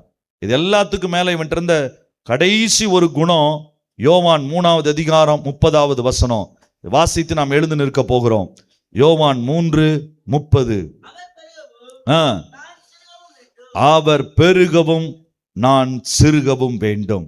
அதுக்கு முந்தின வசனம் 29 கடைசி வரி, இந்த சந்தோஷம் இப்பொழுது எனக்கு சம்பூரணமாயிற்று.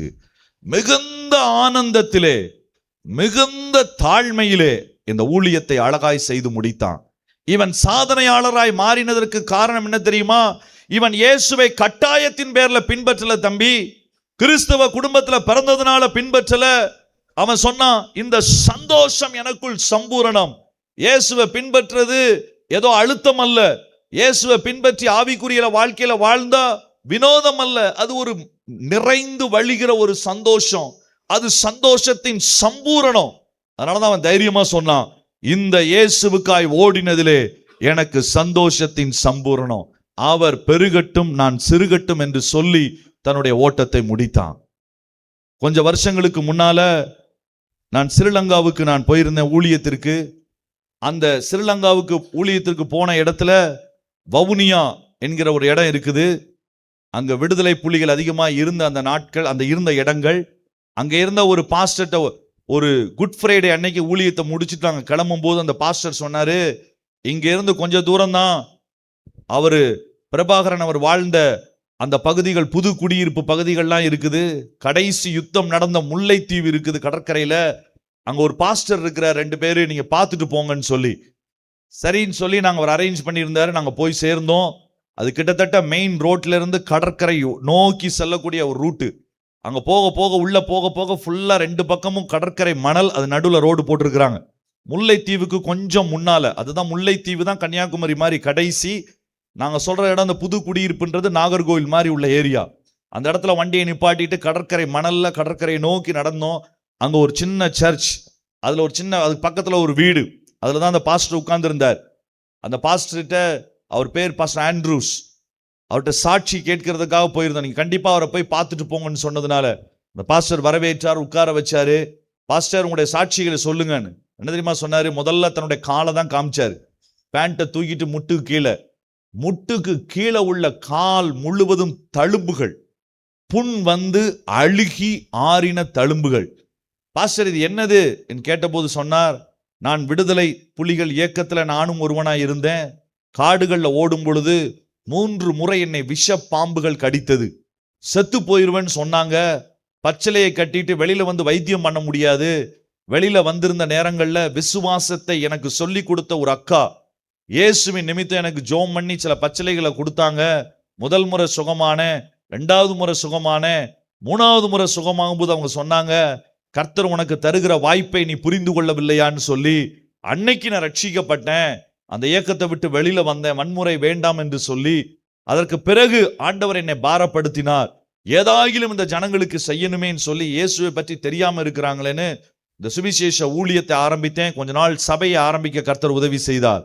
ஆனால் இந்த சபை கொஞ்சம் கொஞ்சமா வளர ஆரம்பித்திருந்தது.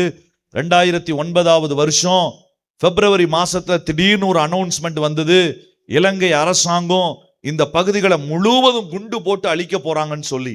அப்போ பார்த்தா அந்த மெயின் ரோட்ல இருந்து கொஞ்சம் கொஞ்சமா குண்டு போட்டுக்கிட்டே வந்தாங்க. கிளிநொச்சியை தாண்டி அந்த புது குடியிருப்பு பகுதிக்கு நான் வந்த பொழுது அந்த இடத்துல இருந்து நிறைய ஜனங்கள் கடலை நோக்கி ஓட ஆரம்பிச்சாங்க. எப்படி நாகர்கோயில இருந்து கன்னியாகுமரியை நோக்கி ஓடுவாங்களோ அதை போல இங்க இருக்கிற ஜனங்கள்லாம் ஓட ஆரம்பிச்சாங்க. அந்த நேரத்தில் எனக்கு என்ன செய்யறதுனே தெரியல. நாங்கள் கொஞ்ச நாள் அங்கே வெயிட் பண்ணிட்டு இருந்தோம். என்னுடைய மூத்த பையன், அவனை தான் எனக்கு அடுத்து ஊழியத்தில் செய்யணும்னு அவனை நான் ரெடி பண்ணியிருந்தேன். திடீர்னு ஒரு நாள் இயக்கத்திலிருந்து வந்தாங்க, உன்னுடைய மூத்த பையன் எங்களுக்கு தேவை, போராளிக்கு தேவை, போரிடுவதற்கு ஆட்கள் வேண்டும் சொல்லி அவனை தூக்கிட்டு போயிட்டாங்க. ஒரு வாரம் 10 நாள் கழிச்சு எனக்கு ஒரு செய்தி வந்துச்சு, உங்க பையன் போர்ல செத்து போயிட்டான், செத்த உடலை நீங்க தூக்கிட்டு போங்கன்னு. எனக்கு ரொம்ப வருத்தம் ஆயிடுச்சு. நான் பெத்து வளர்த்து ஆண்டவருக்காய் உருவாக்கின இந்த பிள்ளை செத்து போயிட்டானேன்னு சொல்லி மிகுந்த வேதனையில் அவனை புதைச்சோம். அந்த வருத்தம் ஆறுறதுக்குள்ள 2வது மகனையும் கூட்டிட்டு போயிட்டாங்க. இதுக்குள்ள யுத்தம் அதிகமாயிடுச்சு. ஒரு நாள் நாங்க இருக்கிற பகுதிக்கே ராணுவம் வந்ததுனால நான் என்னுடைய குடும்பத்தெல்லாம் கூட்டிட்டு ஓட வேண்டிய சூழ்நிலை. அந்த நேரத்துல ஒரு விசுவாசி ஓடி வந்து தன்னுடைய சின்ன பையன் 7 வயசு பையனை என்கிட்ட கொடுத்தாரு. பாஸ்டர், என் பிள்ளைய நான் காப்பாற்ற முடியாது, ஆனா நீங்க எப்படியாவது, நீங்க தேவ மனுஷன், நீங்க போகும்போது உங்க பிள்ளையோட என் பிள்ளையும் கூட்டிட்டு போயிருங்கன்னு சொல்லி அனுப்பிச்சாரு. அவனையும் கூட்டிக்கிட்டு நாங்க நேர போய் முல்லைத்தீவு கடற்கரை பக்கத்துல ஒரு கூடாரத்துல போட்டு உட்கார்ந்துகிட்டு இருந்தோம். தினந்தோறும் குண்டுகள் இரவுல வந்து விழும். எத்தனை பேர் சாகுறாங்கன்னே தெரியாது. ஒவ்வொரு நாளும் ஜெபிச்சுக்கிட்டே இருந்தோம். ஒரு நாள் நான் இருந்த கூடாரத்திற்கு பக்கத்திலேயே குண்டு வந்து விழுந்தது. பயங்கரமான சத்தம். 10 நிமிடங்கள் ஒரே புழுதி, எதுனே தெரியல. அதற்கப்புறம் பார்த்தா என் பக்கத்துல என்னுடைய மனைவி செத்த பிணமா கிடக்குறா, இந்த பக்கம் மகள் செத்த பிணமா கிடக்குறா, இந்த பக்கத்துல அந்த சின்ன பையன், அவன் வயிற்றுல இந்த குண்டு பட்டு இந்த வயிறு திறந்து சிறு குடல்களை அவன் கையில பிடிச்சிக்கிட்டு இருக்கான். அவன் அழுதுகிட்டு இருக்கிறான். இதை பார்த்த உடனே எனக்கு கை கால்லாம் நடுக்கமாயிடுச்சு. என்ன செய்யறது? செத்தவர்களை கொண்டு போய் அடக்கம் பண்ணுவதா, இவனை பாதுகாப்பதா, அல்லது என்னை பாதுகாப்பதா, மீதமுள்ள என் பிள்ளைகளை பாதுகாப்பதா எனக்கு தெரியல. உடனே அவன் வயிற்றுல ஒரு துண்டை வச்சு கட்டி அவனை தூக்கி கொண்டு இவனை எப்படியாவது காப்பாற்றணும்னு சொல்லி வேகமா ஓடணும். கடற்கரைக்குள்ள போனோம். அந்த பகுதியில் ஏதாவது போட்டு போனா அதுல நம்ம யாழ்ப்பாணத்தை நோக்கி போயிடலான்னு சொல்லி கடைசியா ஒரு போட்டு கிடைத்தது. ஏதோ என்னை பார்த்து பரிதாபப்பட்டு அதுல ஏற்றினாங்க. நான் யாழ்ப்பாணம் கொண்டு போகப்பட்டேன். அதற்கு பிறகு யுத்தம் முடிந்தது. சில நாட்கள் என்ன மனநிலை பாதிக்கப்பட்டவனா என்னை ஒரு காப்பகத்துல வச்சிருந்தாங்க. என் பிள்ளைக்கு என்ன ஆச்சுன்னு எனக்கு தெரியாது. ஒரே அதிர்ச்சியில நான் இருந்தேன், என்ன நடக்குது என்னை சுற்றிலும் என்று சொல்லி. ஆனா கொஞ்ச நாள் கழித்து அந்த போரிலிருந்து தப்பித்து வந்த என்னுடைய 2வது பையன் என்னை தேடி அலைஞ்சி கண்டுபிடிச்சு அந்த காப்பகத்துல வந்து என்னை சந்திச்சான். அவனை பார்த்ததுக்கு அப்புறம் தான் எனக்குள்ள ஜீவன் வந்ததை போல இருந்தது. 2 பேரும் அழுதோம் ரொம்ப நேரம். ஏன் இப்படி நடந்துச்சுன்னு என்னோட உறவினர்கள் எல்லாம் தொடர்பு கொண்டாங்க. அவங்க எல்லாம் வெளிநாட்டுல இருக்கிறாங்க, ஜெர்மனில, மற்ற நாடுகள்ல. அவங்க சொன்னாங்க, இழந்தது போதும், இனிமேலாவது உன்னுடைய மற்ற பிள்ளைகளை பாதுகாப்பதற்கு இந்த ஊழியத்தெல்லாம் விட்டுட்டு நீ நேரம் அங்க வா, விசா நாங்க போட்டு தருகிறோம், இருக்கிற பிள்ளைகளை காப்பாற்றலான்னு சொன்னாங்க. நான் அவங்க கிட்ட சொன்னேன், ஜெபம் பண்ணிட்டு சொல்றேன்ட்டு. நானும் என்னுடைய பிள்ளைகளும் மீதி இருந்த பிள்ளைகளும் போய் உட்கார்ந்து அழ ஆரம்பித்தோம். ஏன் ஆண்டவரே இப்படி நடந்தது, என்ன செய்வது, ஒண்ணுமே தெரியலையே. கொஞ்ச நாள் கழித்து ஆண்டவர் தெளிவாய் சொன்னார், உன்னுடைய குடும்பத்தினுடைய இழப்பு உனக்கு எவ்வளவு வேதனையாய் இருக்கிறது, இந்த தேசத்துல எத்தனை ஜனம் இழந்து கிடக்கிறது, அதை குறித்த கரிசனை எனக்கு உண்டல்லவா, இந்த கரிசனை எடுத்துக்கொண்டு நீ மறுபடியும் ஓடுவதற்கு ஆயத்தம்மான்னு. இவன் சொன்னா, நான் இழக்க வேண்டியது எல்லாத்தையும் இழந்துட்டேனே, என்னுடைய அருமை புதல்வன், என்னுடைய பிள்ளைகளை இழந்திருக்கிறேன், மனைவி இழந்திருக்கிறேன், நான் எதை இழக்கல ஆண்டவரே. அவர் சொன்னார், இன்னமும் நீ பெற்றுக்கொள்ளத்தக்கதாய் ஓடணும். நீ 1 மைல் தூரம் அல்ல, 2 மைல் தூரம் உன்னை அழுத்தினாலும் ஓடுவதற்கு ஆயத்தமான்ற வசனத்தை சொன்ன போது என்ன செய்யணும்னு நான் ஒப்பு கொடுத்தேன். ஆண்டவர் மறுபடியும் அதே புது குடியிருப்புக்கு வரணும்னு சொன்னாரு. ஆனா இப்ப அது இராணுவத்தினுடைய கட்டுப்பாட்டுல இருக்குது. கடினமான காரியம். அங்க போனா என்ன நடக்கும்னு தெரியாது. ஆனால் நானும் என்னுடைய பிள்ளைகளும் எங்களுடைய வளர்ச்சியையும் வாழ்க்கையும் வசதியையும் பார்க்காம அதெல்லாம் தூக்கி போட்டுட்டு சிதறி கிடந்த ஆத்துமாக்களை தேடி அந்த புது குடியிருப்புக்கு நாங்க வந்தோம். இங்க இருக்கிற ஆத்துமாக்கள் எல்லாம் தொய்ந்து போயிருந்தாங்க. வீடுகள் தோறும் சாவுகள், இழப்புகள். அவர்களை தேடி கண்டுபிடிச்சு பரம பந்தயத்தில் நம்ம ஓடிக்கொண்டிருக்கிறோம். பந்தய பொருளினுடைய பரிசு நமக்காய் இருக்கிறது. மகிபன் வரப்போகிறார் என்று சொல்லி அந்த வசனங்களை சொல்லி உற்சாகப்படுத்தி சிதறியிருந்த எல்லா விசுவாசிகளையும் மறுபடியும் கூட்டி கொஞ்சம் கொஞ்சமாய் சேர்க்க ஆரம்பித்தேன். பாண்டவருடைய கிருபையினால 1 சபை, 2 சபையாய், 2 சபை, 3 சபையாய் வளர்ந்திருக்கிறது. இன்னமும் இலங்கை முழுவதும் நான் ஓட போகிறேன். இதை சொல்லும் பொழுது முழுவதும் கண்ணீரோடு அவர் சொல்லிட்டு இருந்தார். அவருடைய பையன் பக்கத்துல தான் உட்கார்ந்து இருந்தான். எனக்கு ரொம்ப ஆச்சரியமாய் இருந்தது. பெற்றுக்கொள்ளத்தக்கதாய் ஓடுகிறவர்கள் அநேகம் பேர் இருந்தாலும் சாதனையாளர்களாய் ஓடுகிற சிலரிலே அவரை நான் ஒருவராய் பார்த்தேன். சின்ன கிராமம், பெயர் தெரியாது, புகழ் தெரியாது. ஆனால் எதையெல்லாம் இழந்தார்களோ இயேசுவுக்காக, அதை குறித்து யோசிக்கவில்லை. பெற்றுக்கொள்ள போகிற காரியம் பெரிதாய் இருப்பதினாலே இவ்வுலக பாடு என்னை என்ன செய்திடும், அவ்வுலக வாழ்வை காண நான் வாஞ்சிக்கிறேன் என்கிற அந்த பெரிய தரிசனத்தோடு, இருள் படியாத கண்களோடு அந்த தேவ மனிதன் இன்றைக்கும் ஊழியம் செய்து ஓடிக்கொண்டிருக்கிறான். தம்பி, தங்கச்சி, கன்னியாகுமரியில பல வருஷத்திற்கு முன்னால உங்க மூதாதையர்கள், அவருடைய பெண்கள், அவங்களுடைய இடுப்புக்கு மேல அவங்க ட்ரெஸ் போட முடியாது. அவமானத்துல தான் அவங்க இருக்கணும், அசிங்கத்துல தான் அவங்க இருக்கணும். அந்த நேரத்துல தான் மிஷினரிகள் வெளிநாடுகளை விட்டு இந்த பூமிக்கு வந்து இயேசுவினுடைய சுவிசேஷத்தை நமக்கு சொன்னாங்க.